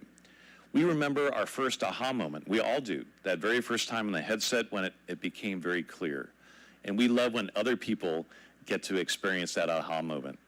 It's when Tom Furness calls a sacred moment. That time when you realize the potential of spatial learning. We call it sort of the wellspring of passion that we all feel. It's a unifying force. It helps us to ponder the enrichment of the human thought in immersive education. And you're right, Julie. It does take some time, more than we like. You know, we all know, we've seen the sine wave, right? But these emerging technologies will continue to evolve. We're still waiting for the tech to become affordable and ubiquitous and ready to rise the tide for everyone. And with this next wave, you'll be able to have the most transformative experiences yet. But it's not happening by itself. It takes the ingenuity of real pioneers. They reinvent our educational systems. And they make it a safe place that's positive and enriching for everyone. And that's why it's essential to recognize these intrepid creators, those who are inspiring the educators of today and tomorrow. The nominees for the Education Experience of the Year are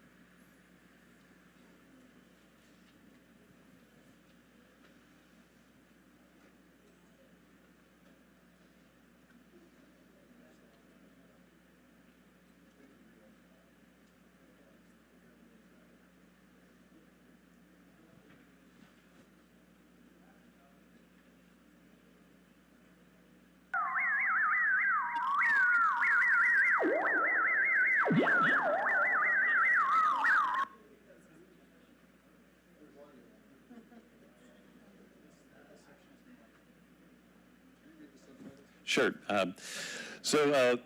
Eclectic instruments that we might not run out and buy, the theremin. Let us learn how to play this iconic electronic instrument. This is supposed to be Amy having a voiceover. And push the outer limits to make our own eerie soundscapes. Next up, in arm's reach, Felix Herbst. Yes, another form of Developer of the Year. Nominee is back for this, winning 5 prizes,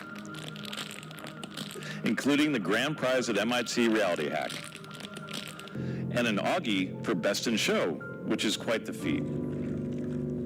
This mixed reality experience opens a portal to a timely reminder of how pollution, rising sea levels, and yes, wildfires, like the tragic fires recently affecting Southern California, remind us how climate change is impacting all of our lives.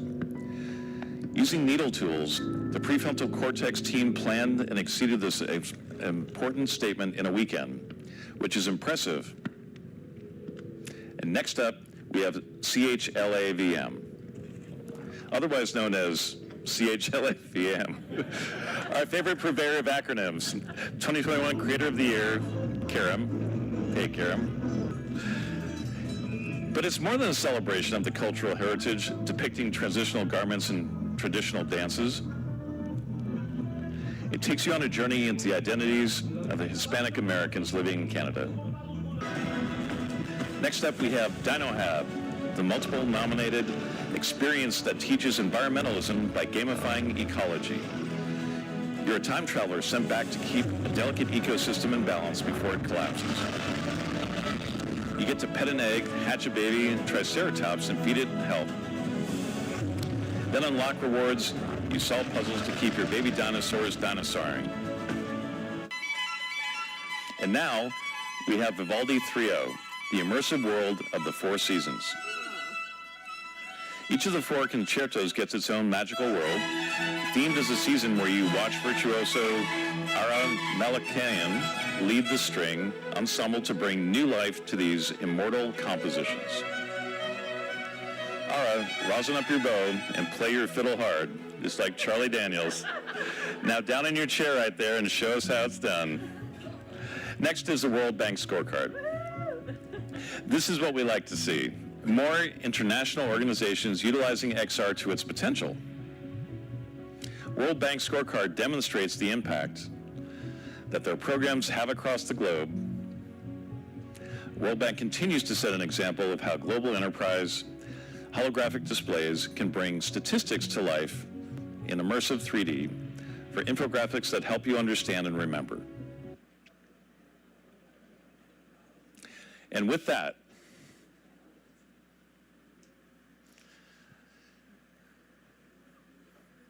are you ready? Okay, because I think I'm ready. The winner of this is, guess what? Vivaldi 3.0.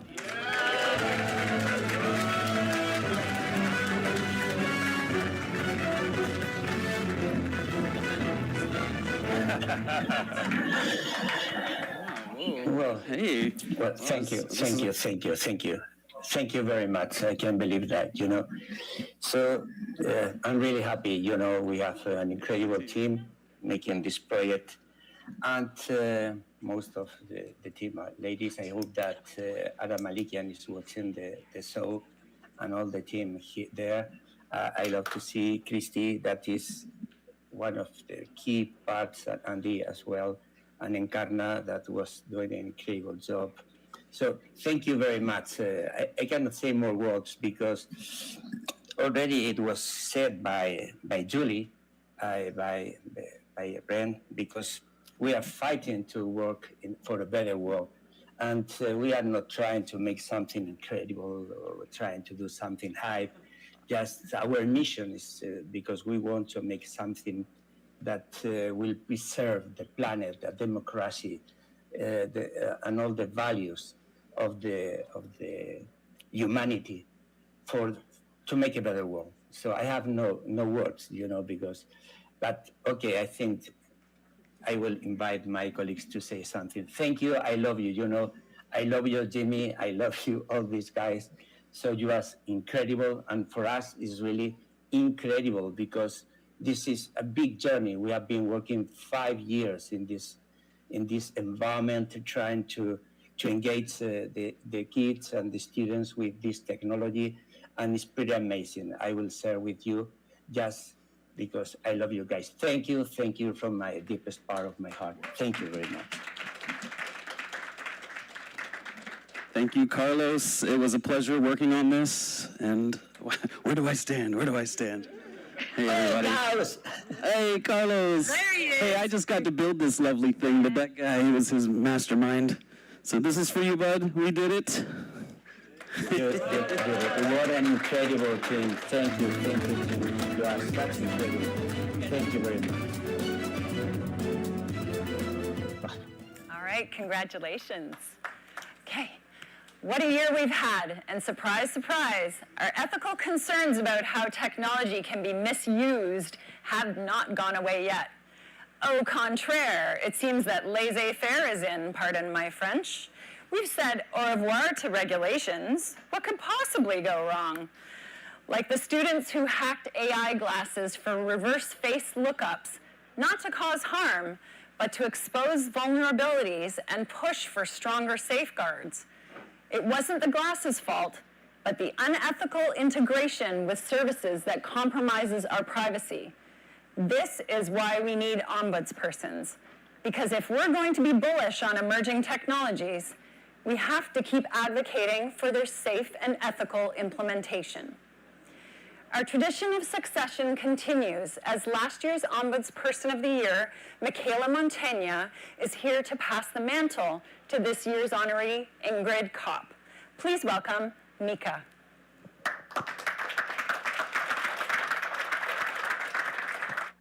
Thanks, Julie. Hi, everyone. What a year indeed. But like the Hitchhiker Guide to the Galaxy taught us, in dire times, do not panic. We have absolutely nothing to worry about, right? Government leadership and legislators are 100% competent. Institutions, agencies, and safeguards, who needs all the bureaucracy and fuss when the tech bros know what is best for us?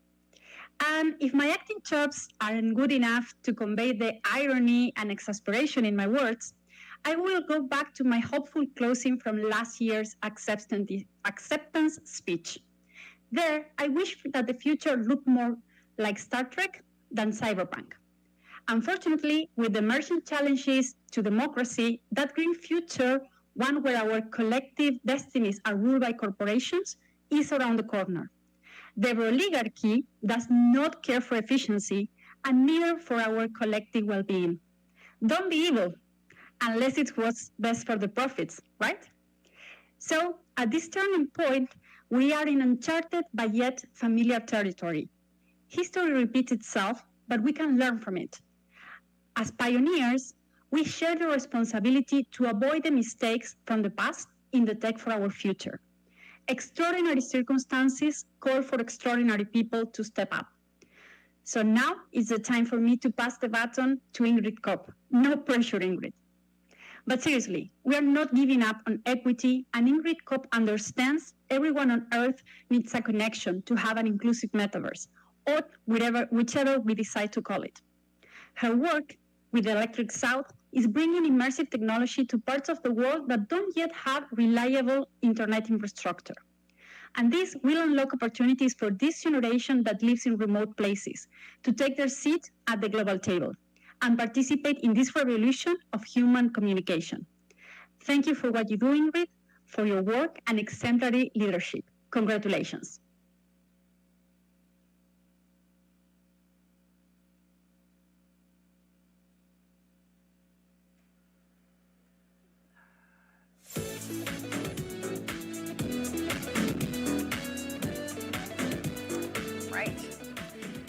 Despite us allowing native apps into competition this year, 4 out of 5 Game of the Year nominees are still WebXR. No downloads, no limits, just pure gaming freedom. Games have been a part of human culture for centuries, shaping the way we think, connect, and solve problems. Beyond entertainment, they challenge us, push our limits, and open doors to new ways of learning. We've got an eclectic bunch of games contending, and that's the way we like it. They say the revolution will not be televised, but if it were, we'd ask Bobby Carlton to anchor it. With the world in such a state of upheaval, we thought he'd like to practice, and he couldn't resist. Please welcome Bobby Carlton.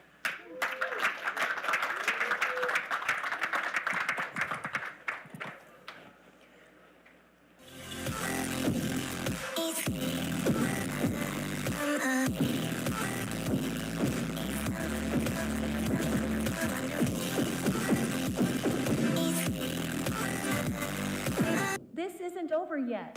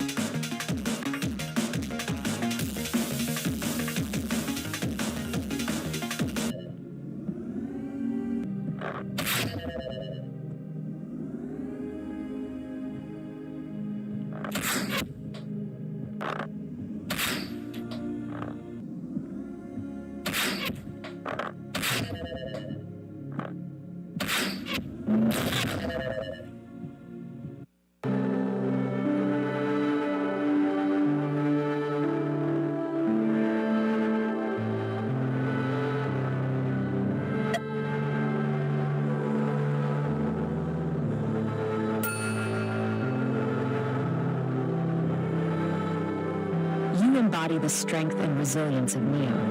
In the land of Aesop's fables, your goal to end global fascism will take on a unique approach.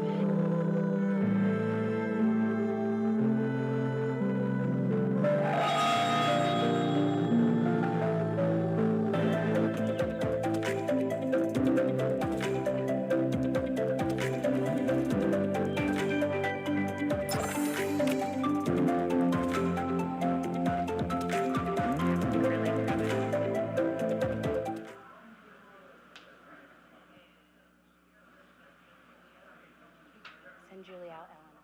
I don't know. It's me on the prompter. Okay. And the winner is... Here we go. Do it. Somebody live. Dino Hab. Who is this? This is virtual. Here we go.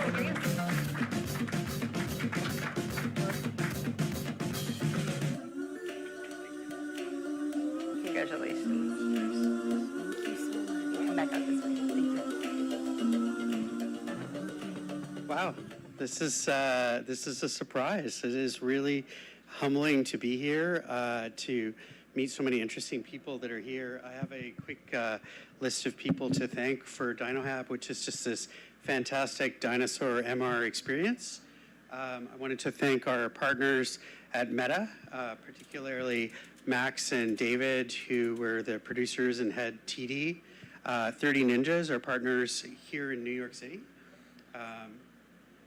Basically, Jed, Julina, and Aviva from 30 Ninjas, and quickly from, thank you, Dark Slope, our Toronto-based team.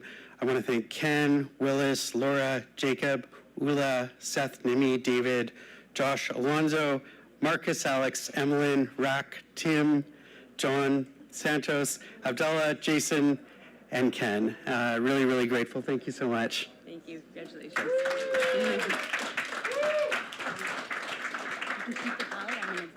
There you go. Congratulations. Okay.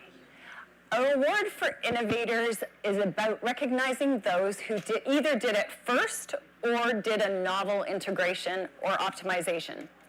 For example, back at the first Polys, this award was presented by Terry Schuessler, and we recognized Martin Lukert with a nomination for integrating hand tracking into WebXR. Since then, untold numbers of developers across multiple platforms have been refining hand tracking. Martin didn't win a Poly that day, but if you're out there, Martin, the Polys remembers. We have the most competitive edition of this category yet. And as we're about to find out, from none other than Chris Paff. Chris, welcome to the Pollies. We're delighted Thanks, to have Julie. you. Thanks so much. You know, it's amazing to be here because in a nascent industry like ours, innovation is everywhere. Look around you. It comes in many forms. The Pollies doesn't take innovators for granted because they're the ones that make our very complex tech stack work. They experiment on the bleeding edge to find new and better ways to help developers and experienced creators do what they do. Now, innovators can be individuals or entire teams behind projects that propel us forward to the promised land of mass adoption. And once a year, we get to pick just a few of those clever folks who move the needle for the benefit of everyone who enjoys this technology.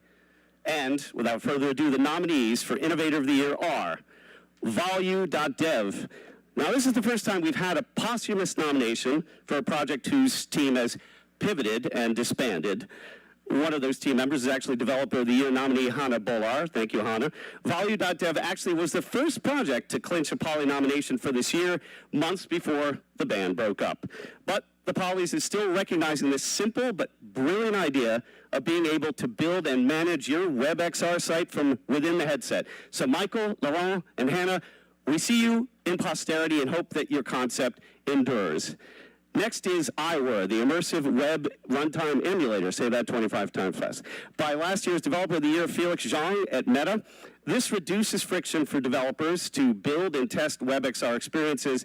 It's essential to speed up development time, reduce production costs by making your testing and quality assurance more efficient. Now, where Value.dev's vision was to move functionality into the headset, iWere moves the headset functionality to the desktop. iWere offers precise control over the emulated XR experiment and environment, allowing developers to manage headset and controller positions, simulate complex inputs like button presses and hand gestures, and create customized development tools tailored to very specific WebXR projects. Next is OpenUSD. 2 years ago at SIGGRAPH 2023, it was announced that the OpenUSD Alliance had been formed.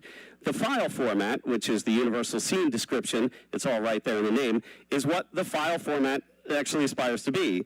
Now, it's originated at Pixar, and it's become open sourced. Yay.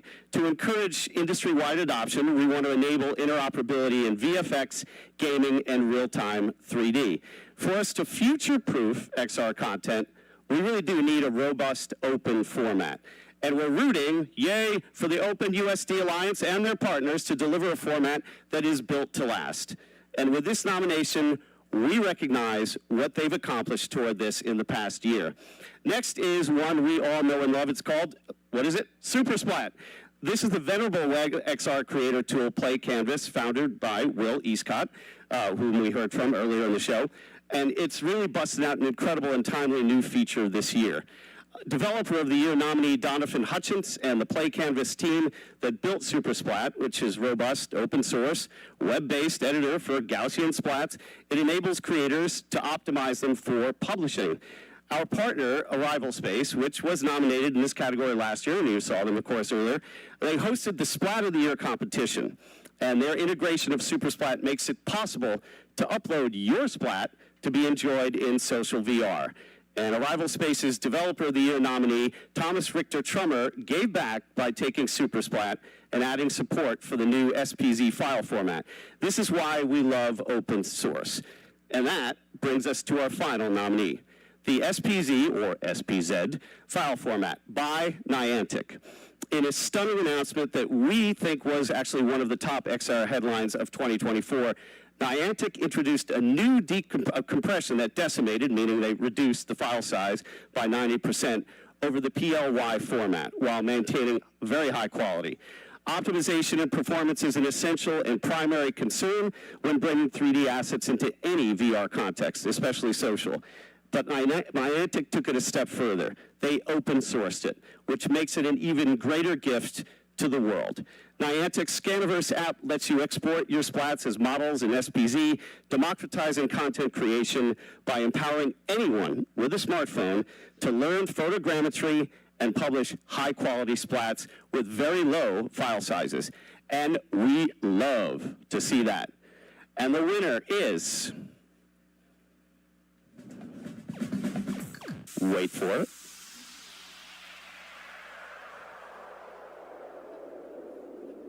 Super Splat. Yes. Congratulations. On the floor.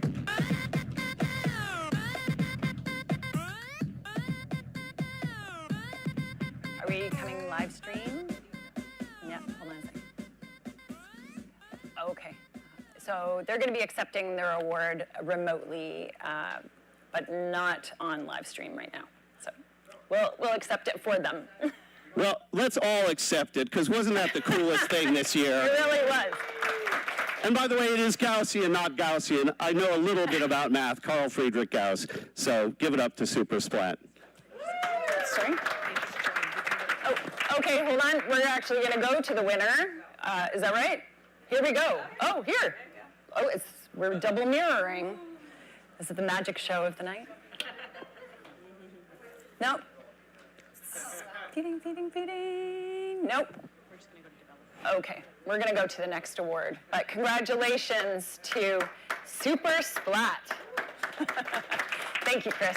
All right, all these challenges, but we'll get through them. It's okay. It's a live show.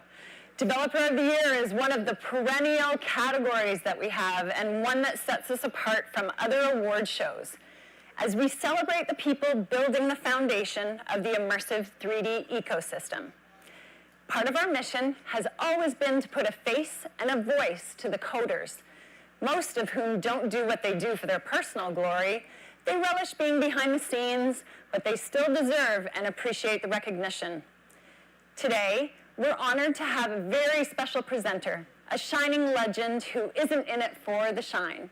Dr. Carolina Cruz Miera is a computer scientist and an engineer, best known as the co-inventor of the cave, with a distinguished career as an architect, developer, and creator of the early software methodologies that are the foundation of today's spatial computing. She's an XR Hall of Famer and a professor at the University of Central Florida and a badass XR woman. Please help me welcome Carolina Cruz Miera.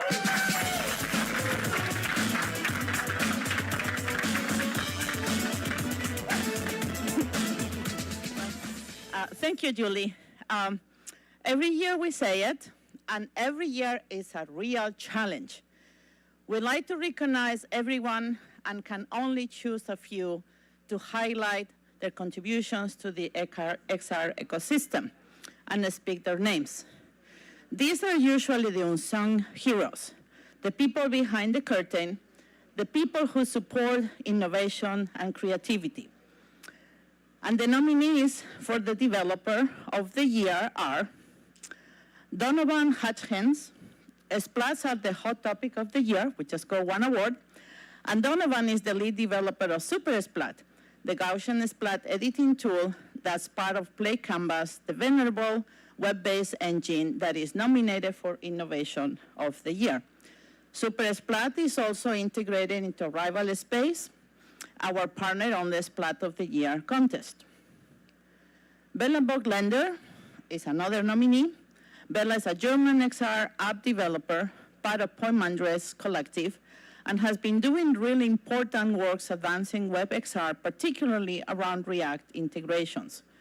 Bella is lead on the XR repo and Poimandres, which is an update to the React XR library, which won Framework of the Year at the second Polis. Anna Boller, another nominee, is a senior engineer at Pasteur Labs working on the IDE for reality, which included simulations for human-machine teaming. Up to recently, Hannah was part of the team at Volumetrics.io, who created VoluDev, the amazing interface that enables spatial app development inside your headset that is also nominated for Innovator of the Year, as we just saw. Nitin Stephen F. is a WebXR solutions architect from India. We have known Nitin for years, since he has been turning up at our XR summits and town halls, and now he's building experiences in Wonderland engine and leads workshops on building WebXR applications. Thomas Richard Trammer, another of our nominees, the co-founder and CTO at the Ocean startup Arrival Space, the visionary social platform that is making it super easy and accessible for anyone to post 3D content and share it with the world, including splats and 3D models. Arrival Space is our partner for the Splat of the Year competition. Thomas has more than 2 decades of engineering experiences, previously at Bonkfish and Black Shark AI. So, the Developer of the Year winner is, we don't have the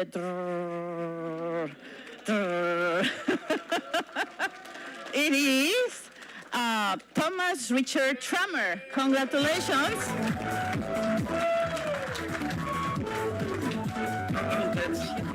That's unexpected. You know, it's quite late here in Austria. It's midnight, and that's the best ghost hour I've ever had.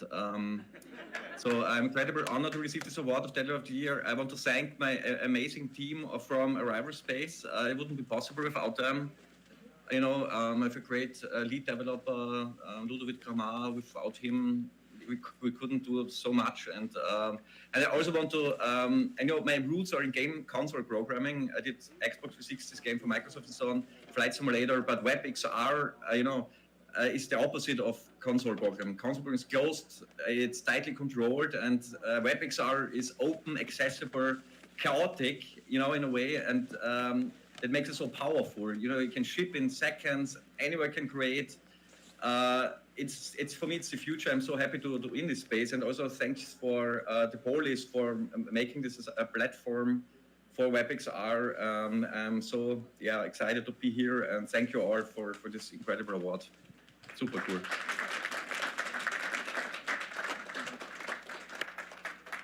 Amazing. All right. The ties that bind this immersive community are strong. It's a vibe unlike you'll find in most sectors of the economy. It's an international community because there are no borders in the metaverse. There are communities within communities overlapping like a Venn diagram. So a big shout out to all our communities of creative and technical geniuses of all disciplines around the world that are brought together. Yeah, let's take a moment and clap on that one. That are brought together by the breathtaking scope of the good that immersive can do in the world, while mindfully mitigating the bad it can do too. Some folks stand out as a nexus bridging many communities that brings the immersive verse together. And one of those folks is Paige Dansinger. Last year's community honoree is here to present this year's award. Welcome, Paige.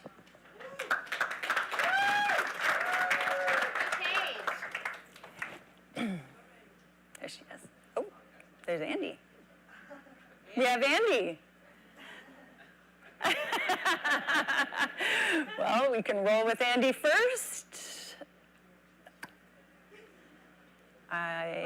Yep, stand by, Andy. We'd like to hear from Paige before we hear from you. You get my nice smile. I know, right? Hi, Andy, how are you doing?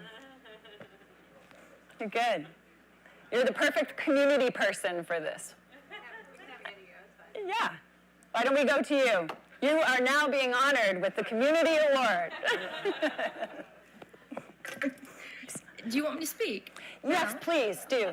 Okay. Well, y'all, wow, thank you. And be recognized for the Poly honoree for community.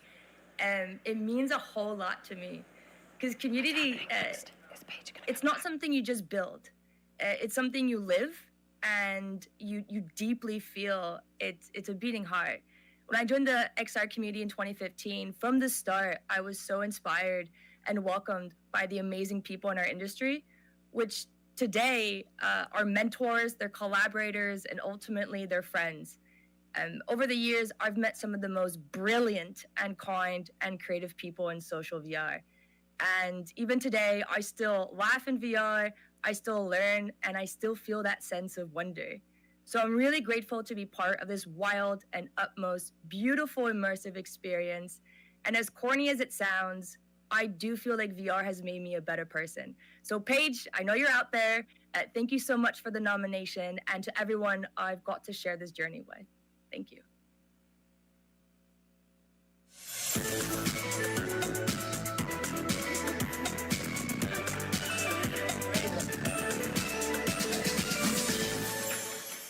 Entertainment Experience of the Year is where we get to recognize the artists that think outside the frame and elevate this powerful new way to tell stories, evoke emotions, stir imaginations, and give tomorrow's artists something to strive for. Here to announce the nominees for Entertainment Experience of the Year is the president of the New York chapter of the VR/AR Association. Please welcome Cindy Mallory.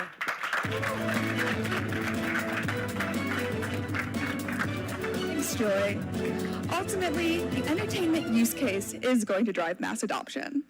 One of the big signals of things to come that we got in late 2024 was when James Cameron and Lightstorm Entertainment announced their deal with Meta.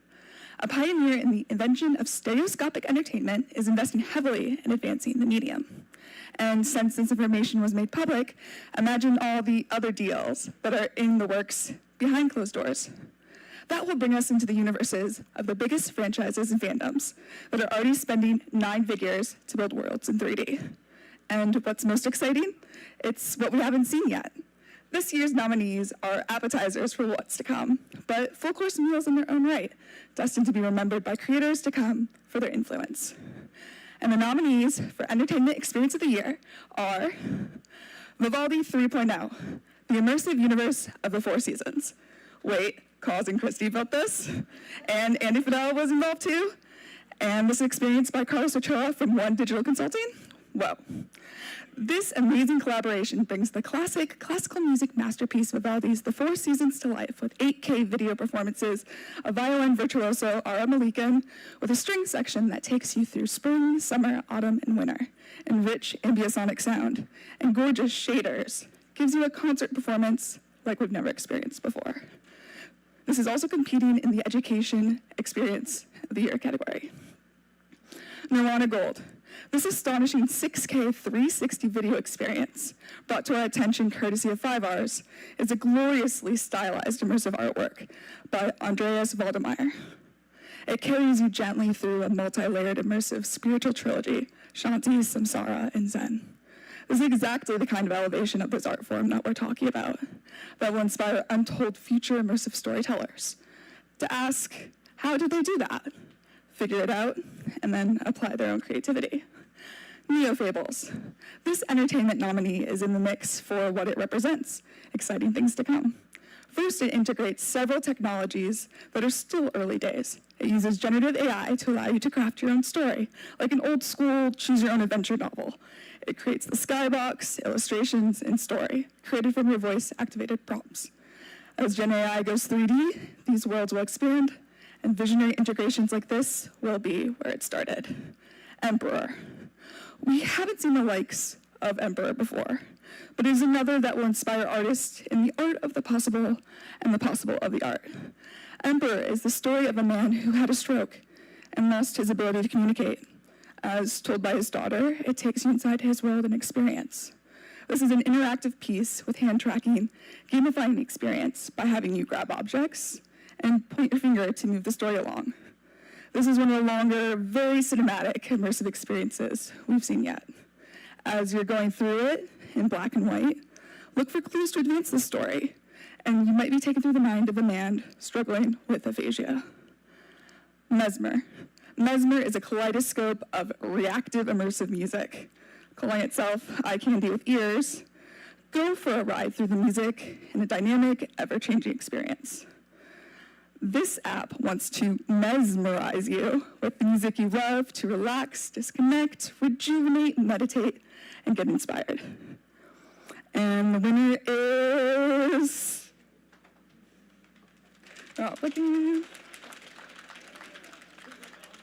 Vivaldi 3.0.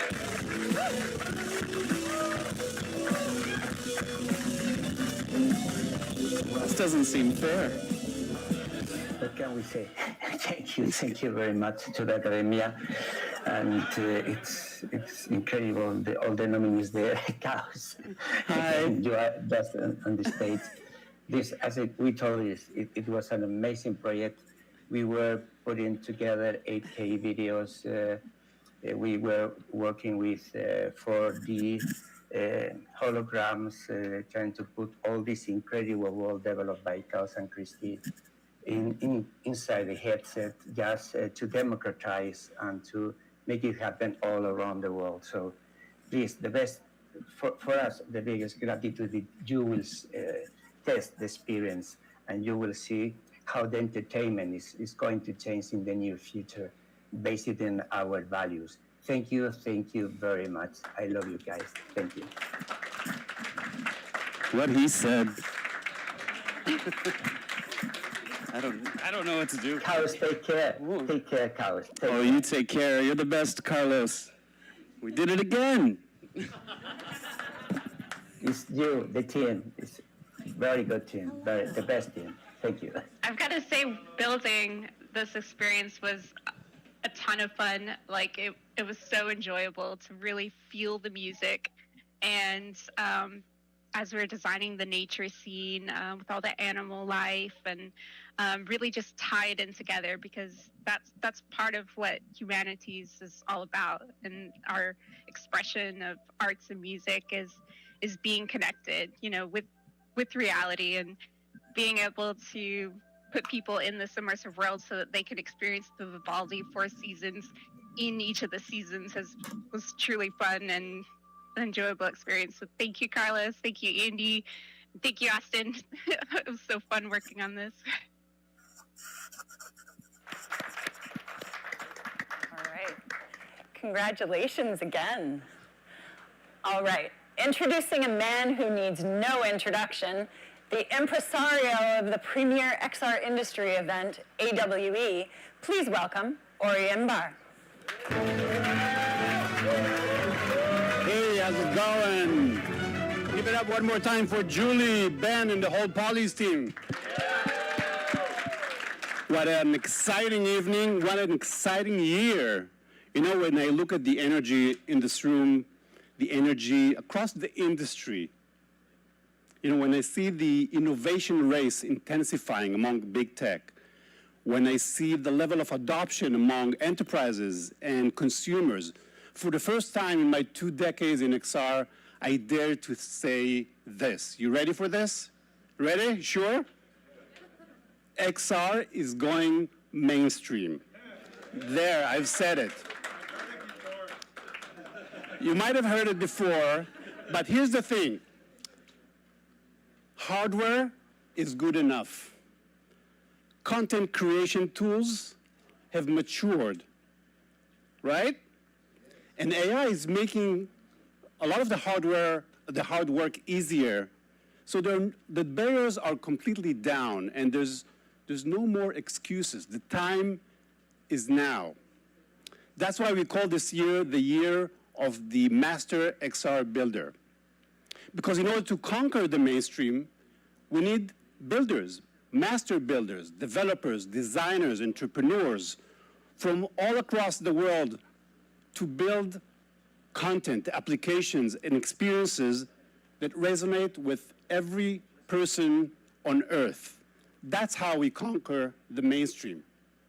And tonight we have so many amazing examples of those. So one more time, give it up for all the finalists and the winners of the Polys.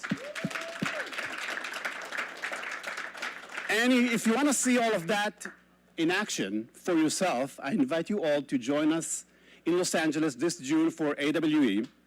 Yeah. You have this special code for the lowest rate ever.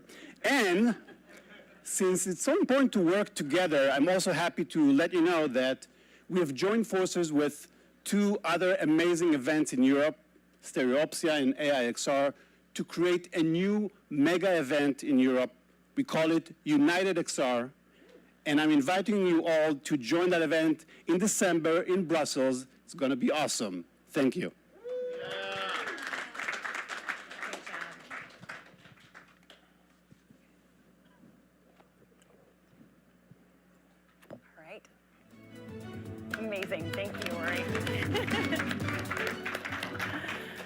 Okay. Last year, we had a death in our family. Daniel Dybosky Bryant's impact on the XR community cannot be understated, not forgotten either. Daniel was part of the Polly's family, and in December, we remembered him with an epic celebration of his life in the metaverse that I was honored to officiate. Chris Madsen's wizardry in Engage created an experience that did justice to his memory, gave Daniel the send-off he deserved, and gave us all the closure we needed to get through this tragic loss. We dedicated this season to Daniel, and to conclude our remembrance, Chris is going to join us live from the Ready Player Golf Clubhouse in Engage. Chris, over to you.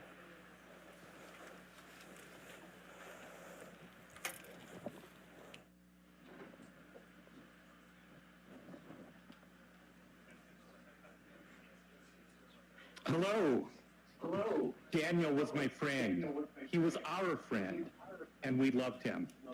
He wasn't just a part of the Polly's family. He was a reason that this family exists. His passion and determination inspired people who went on to inspire even more people. The ripple effect of his energy brought our community together around learning, collaboration, and something bigger than ourselves. Here is how we said goodbye to Daniel on December 15th, 2024.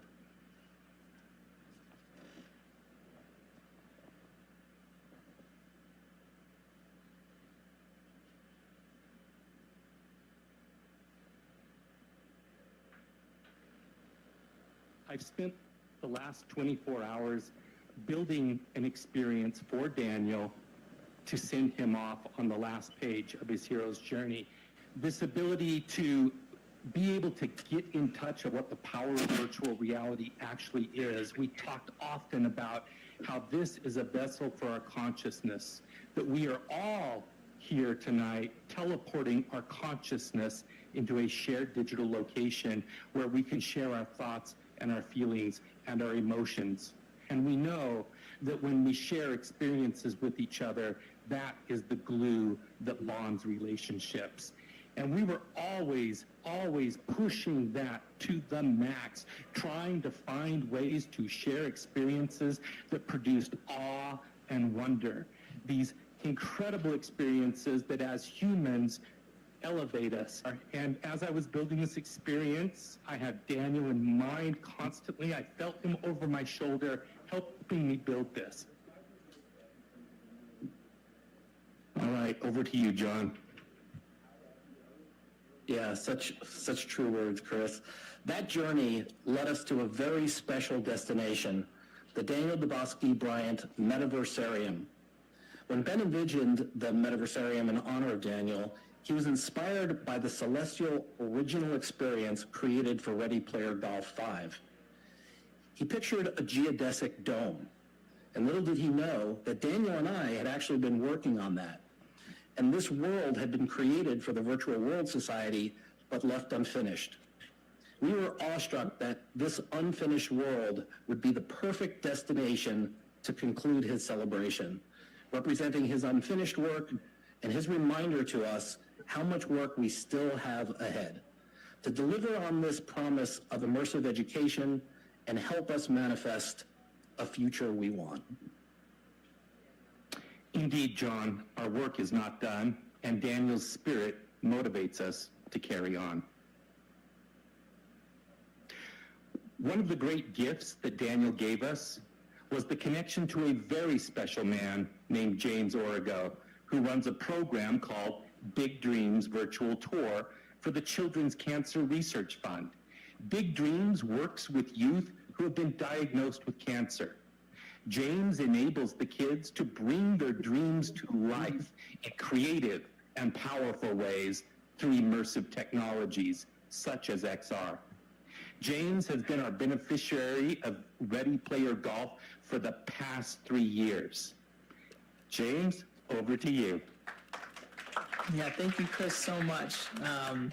Ready Player Golf has just been absolutely amazing, and in particular, we're watching that video of Daniel. Daniel was one of my friends as well. I got to work with him through detailed, experiences, and his love for the childhood cancer community was unmatched. It was just absolutely incredible. And because of some very special spatial recordings that I have, he is continuing to inspire and empower a lot of the kids that we work with year after year. So just continuing to think of Daniel. And unfortunately, cancer has affected so many folks. I'm sure some of you in the audience have understood that. So when you think about the population that we're working with when these are kids and teens that are going through either hospitalization, isolation, or on hospice, VR can be such a beautiful, beautiful escape. And it's so important. But the most important part that we're doing is we're bringing together a community, like Ready Player Golf, how they've supported us year after year with their community. It's enabled us to bring more and more unforgettable experiences to kids and teens who really need that distraction. And like I said, some of those spatial recordings are so important because we've done that with some of the patients that unfortunately aren't here anymore today. And so year after year, we're just so thankful and appreciative of Ready Player Golf for their continued support. I mean, some of the kids we've worked with, they've said they haven't gotten to play with another kid because they're in the hospital. They haven't played with another child in 3 years. So that gives you an example of how important these virtual communities can be. So thank you for all your continued support, and I'm excited for the kickoff for this year. And James, thank you for all you do. And with that, I do want to announce that we are going to carry on this great tradition with Ready Player Golf 6 coming November 21st, 2025 this year. And we are again excited to support Big Dreams Virtual Tour for the 4th year in a row. Sophia and Hasib, tell us more. Oh, oh, that's what I look like in real life.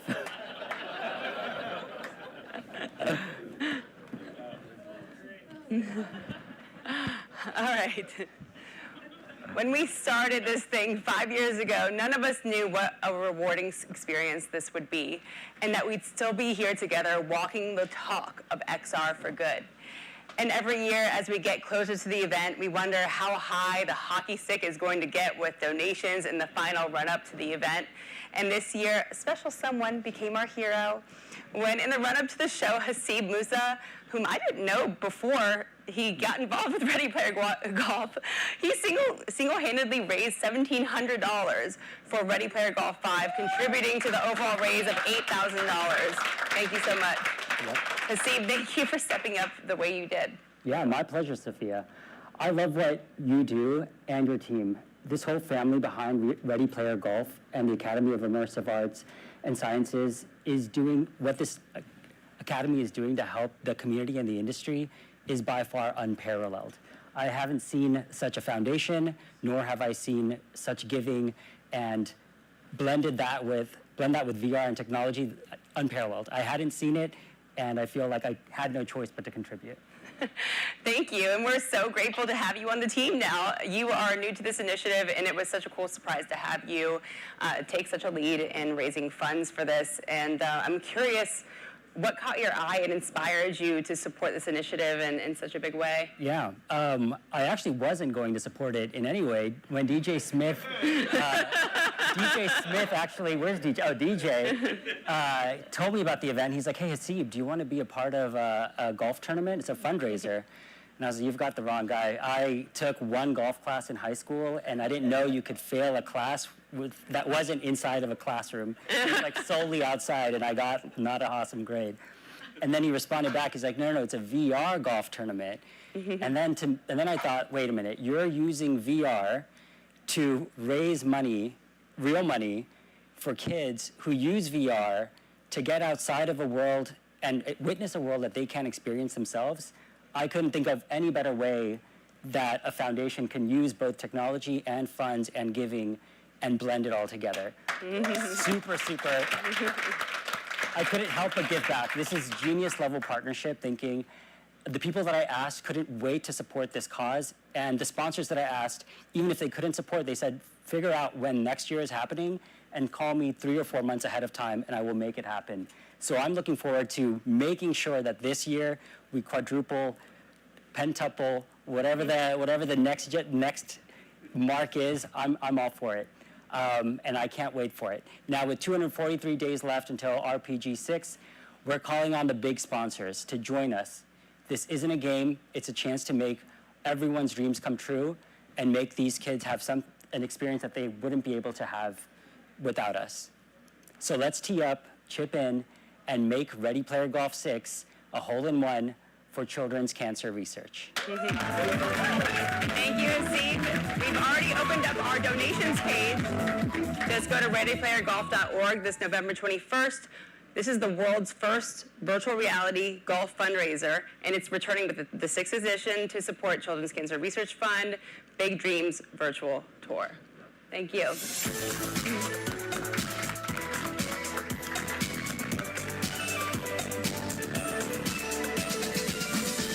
Awesome is an education system that's based on success principles and also a student accelerator for student ideas. And so we want to harness the world's ideas. So what if race, sex, economics, and geography were no longer part of getting a quality education? Closing gender, geographic, and socioeconomic gaps in innovation and entrepreneurship will add over $5 trillion to the global economy, according to the World Economic Forum. We have built a solution for a post-AI world. It's called Unlimited Awesome, and it'll be rolling out this year in schools and all over the world as a private platform. So it is with great pleasure to introduce Unlimited Awesome, which is an AI mentor that can guide you through life, that learns from you, but we never sell your data. It is an unlimited campus. It's a gamified virtual campus, which is why we built our own game engine to deliver this without having to go through the app stores. And the last thing, and most important, it is a fund to help fund and grow student startups around the world, kind of like Y Combinator for the world's ideas.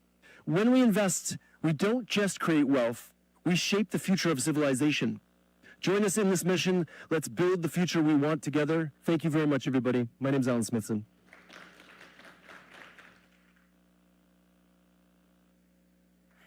All right. Thank you. Thank you. Okay. We're getting through this. Last year, we introduced the XR Elevation Award. And as we were curating this year's show, we weren't sure if we would even do this award again until we came across Banter. And it checked the box of surreal by making you check your reality at the door. Another hard act to follow from last year was our presenter, Andy Fidel. And we didn't even try to top that. Little did we know then Andy would be our community honoree. So we've invited Andy back again to become the only Polly's presenter to present the same honor 2 years in a row, because she has always been about elevating the medium. So welcome back, Andy, to present this year's XR Elevation recipient to Shane Harris. Thanks, Julie. And will you look at that? It might just be the luck of the Irish. For the second year in a row, the award is going to someone from Ireland. Last year, Engage, an enterprise education platform based in Waterford, Ireland, won for its wildly creative concert event, Fatboy Slim, Eat, Sleep, VR, Repeat. This year, the team behind Banter, built by SideQuest, is from Belfast, Northern Ireland. And I'm sure it's more than just luck. It's the vision and talent of the Irish, bringing us yet another feature-rich VR platform where anything is possible.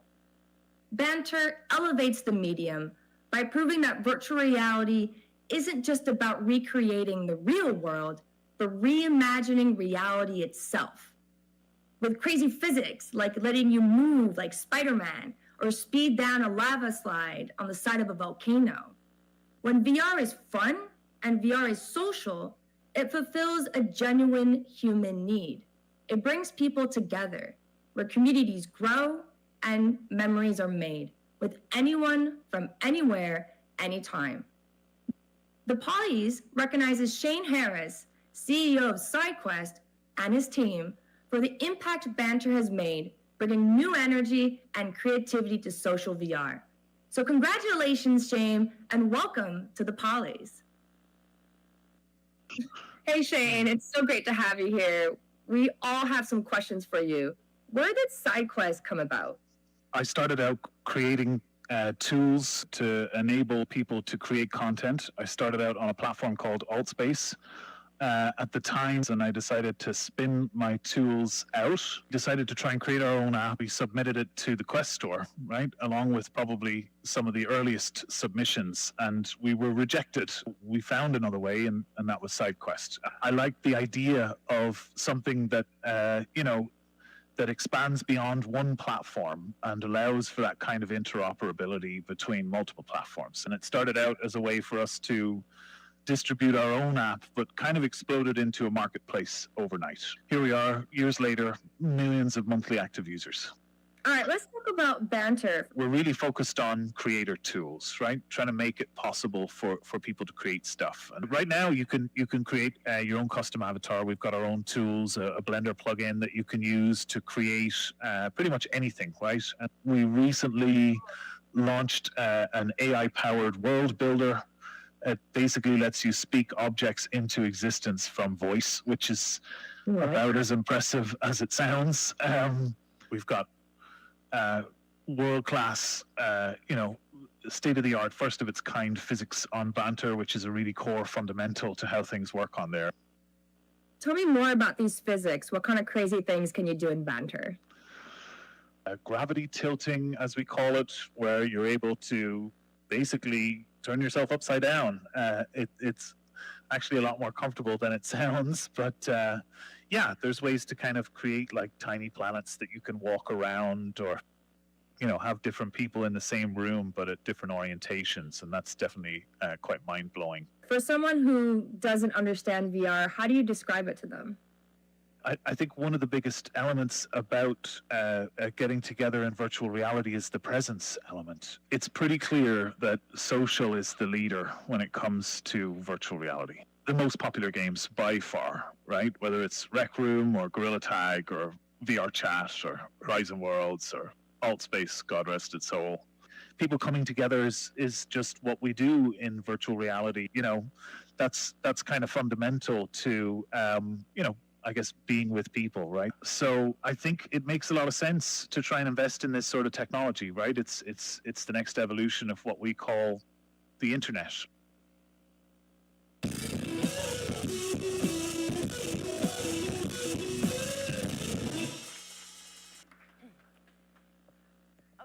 This is Yoonji here to accept the award on behalf of Shane. Want to say something? Give her a microphone. Thank you so much. Hey, everybody. My name is Yoonji Yohaning. I'm taking this award on behalf of Shane Harris and all the folks from SideQuest, which powers Banter. And I just really want to say a huge shout out and a huge thank you to all the people that make Banter what it is, including everybody from the team, as well as, all the folks from the community who, work really hard to build out the amazing experiences that they do. I also want to give a huge shout out to, of course, Shane, our CEO, Nimso, who works very hard on, the physics and avatars, as well as, Aline, who built out that amazing AI tool, which you guys just saw. And, a big shout out to all of you here today to help make, the Polys possible. So thankful for all of you. Thank you.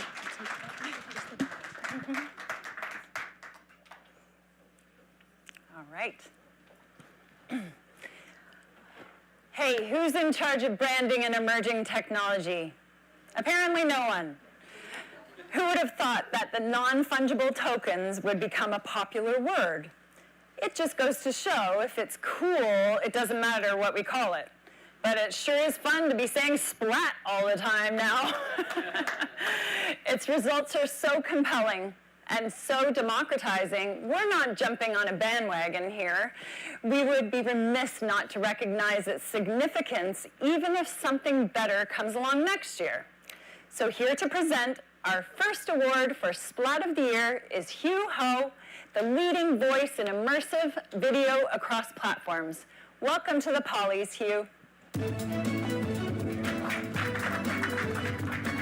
2 years ago, NC Greg 2023. I can't remember. The white paper of glassing splatting was first presented, introducing a new method for real-time radiant field rendering. It's very rare to see a technology catch on like this, surpassing the quality of NERF as the latest and greatest 3D compression algorithm that everyone is now using to do photogrammetry. There are so many apps that now support it, and the power to splat is something that everybody literally have it in their pocket right now. Creators. This is the first poly category to have puppet semifinals, and these 6 finalists are 3D work of art chosen from 21 splats. The public got to vote on after viewing them in Arrival Space. Now, the nominee for Splat of the Years are Alien Adoption Phone Booth by Christy Hill Hubby. Welcome to UFO country, Hubbard, Arizona, where the Casa Romos we find, well, it's right there in the title, Alien Statue by 3 Phone Booth. Phone booth? That make this splat important just for the historical preservation of the nearly extinct phone booth. The splattering. Yanko shot this amazing splat of friends striking a pose on a hilltop. Splatting people is hard, but splatting a large group of people frozen off the entire skin is even harder. It's amazing to put in and around this crowd, showing us a new way to capture a moment. Next time a family dinner argument gets heated, tell them to hold still, rip out your phone, and start scanning them. And maybe they will forget what they were talking about when you show them that splat. American Gothic Manor by Cara Knopp. A modern spin on Grant Wood's classic 1930 painting by the same name has the farmer's wife checking her smartphone. Maybe she's getting ready to make a splat. They're standing in front of the porch of their American farmhouse. Outside the tree in this Arrival Space Hub are more splats by this creator. Sunflower by Samantha Vargas. This splat showcases how you can take your splat and turn it into a work of art using both splats and Arrival Space feature. Samantha scaled up her sunflower splat, flipped it upside down, and stuck it to the ceiling. Then she applied the Starry Night background to the wall and turned her splat exhibition into a tribute to Vincent van Gogh. Bill Bianet, Old Town by Benoit Perry.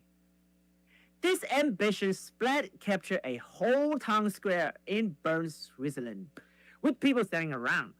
What's amazing about this one, it is takes you to another place and let you walk down the Copperton side street.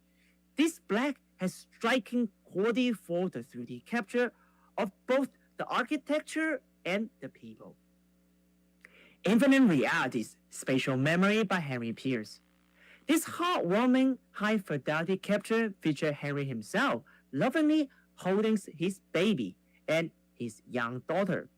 This clean splat has all the background noise removed, leaving only crisp photorealistic sculpture of the dad and his children. This splat is a case in point of how transformative 3D technology is to capture sentimental moments to make them last forever.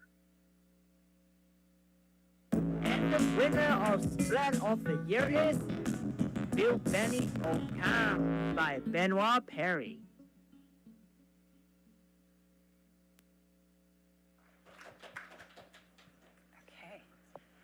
I think that they're going to be accepting remotely. I think they're coming in. No? Okay, I think they're going to be accepting. So congratulations, and so well deserved. Thanks, Hugh, for presenting that. All right, it's all led up to this moment, our top award, Experience of the Year. Last year, Tom Furness, founder of the Virtual World Society, presented this award for us. And who better to follow in his footsteps than the very person who succeeded him as chairman of the Virtual World Society, the global VP of HTC, co-author of Our Next Reality, and a visionary leader shaping the future of XR and AI. His wisdom and insights are essential for navigating this evolving landscape. Now here to present Experience of the Year, and our 61st presenter to say thanks, Julie. Please welcome Alvin Wang Braylon.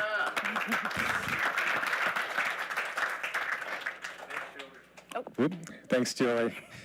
And real honor to be here. You know, it's been amazing to see all the artwork and all the creators making some amazing pieces. And I know you guys all want to go and have dinner, so I'm going to try and keep this short. So it's been, 61 polys in 5 years. Congratulations to all of you and recognizing the achievements of the pioneers driving this industry. And thank you to the Academy of Immersive Arts and Sciences for sharing the vision of the virtual world society and nurturing the future where immersive technology is a catalyst for good. When we combine the power of AI and XR with the intent of benefiting humanity, we expand the possibilities of what we can achieve. And together, we can strive to create the future we want. This category captures great examples of how immersive experiences can exemplify the best of what makes us human: empathy, compassion, spirituality, education, and culture, and global awareness. And the nominees for Experience of the Year are Emperor. Before movies were in color, cinematographers only had black and white palette to work with. And once color became the norm, black and white became an artistic choice. Something we haven't seen before is black and white artistry presented in interactive, immersive 3D.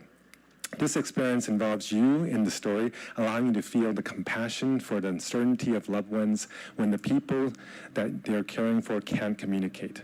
Emperor is the personal story of the writer-director Marion Berger, whose father had a stroke in 2008.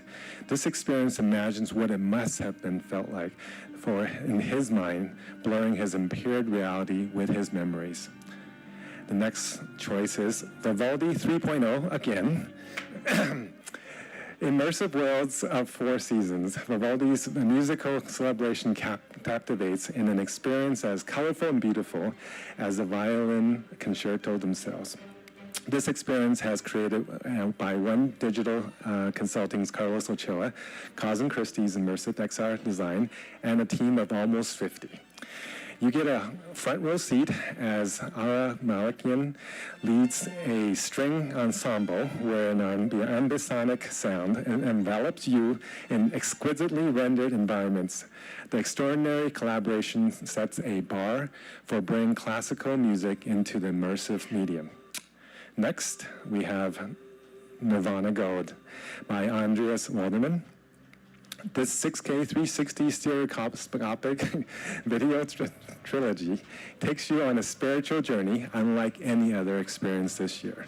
The life force of the characters, the creatures, and the earth glows beautifully, uniquely styling as you transport it through the experience, allowing you to feel the 3D, this journey through birth, life, and death. Next is Into the Scaniverse. Our only WebXR experience in this category, Niantic's free app Scaniverse, has been democratizing 3D content creation by making it super easy for anyone with a smartphone to create high-quality Gaussian splats. This experience begins by placing you in a high above the earth in a hot air balloon, revealing a showcase of splats, including statues, installation art, select from geolocated pins where across Earth. And last, we have DinoHab. 30 Ninjas Dark Slope created this hybrid sci-fi nature experience where you learn about ecology by raising baby dinosaurs. Your job is to keep the ecosystem in balance, to nurture your baby dinosaur by planting flora, mushrooms, fertilizing them. This experience has also nominated for Game and Education of the Year categories as well. And the winner is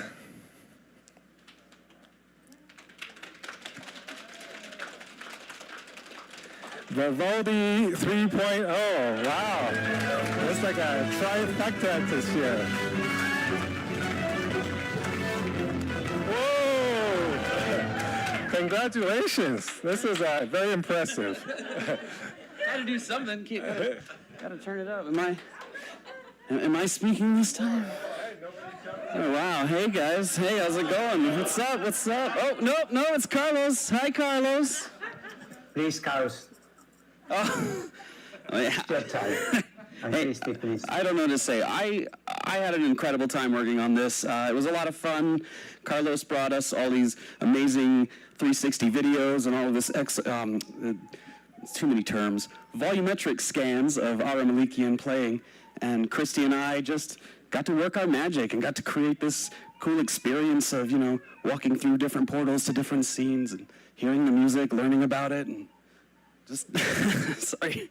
It was a lot of fun, and I encourage everybody to check it out. So, yeah, anybody else want to say anything, you guys? Yes, Christy, please say something. Please. You're muted. I hope all of you get to experience this soon. Please go out. When you do, be sure to interact with the nature scene. There are little hidden different interactions in each season, and you can appreciate the spirit of each season, which as Vivaldi wove into the music. Look for the symbolisms and also find the magic in each season too. And definitely pick up the coins and throw them in the fountain. It's very satisfying. Oh yeah, satisfying. Thank you, everybody. Hey, I just wanted to say, we had some seriously stiff competition in that category. Those all looked like incredible experiences. Gorgeous. Thank you.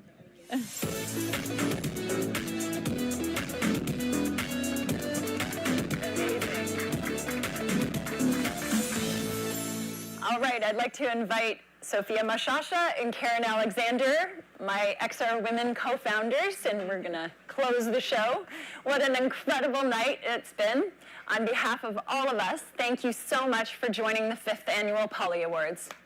And to our amazing community, your passion, your creativity, and your commitment to building a better future continues to inspire all of us every day.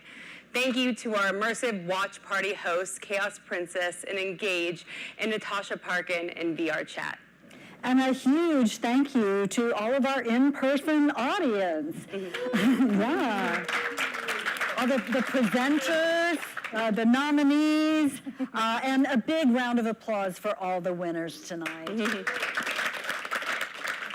Your work is paving the way forward and making a real impact. We also want to give a very special thank you to Microsoft Garage for hosting us here in New York City. Woo! And congratulations on your 50th anniversary. What a milestone. The 3D immersive medium is going mainstream, and the Polys is here to recognize the visionaries who are making it possible. A special thank you to Ben Irwin, creator of the Polys, and our director, Robin Mulder. And we'd like to thank Marcia Carter for supporting the Polys. Marcia is here tonight. Thank you, Marcia. To everyone watching and everyone who makes this ecosystem what it is, thank you. We can't wait to see what we create together in the years to come. See you next year, and keep building the future that we want.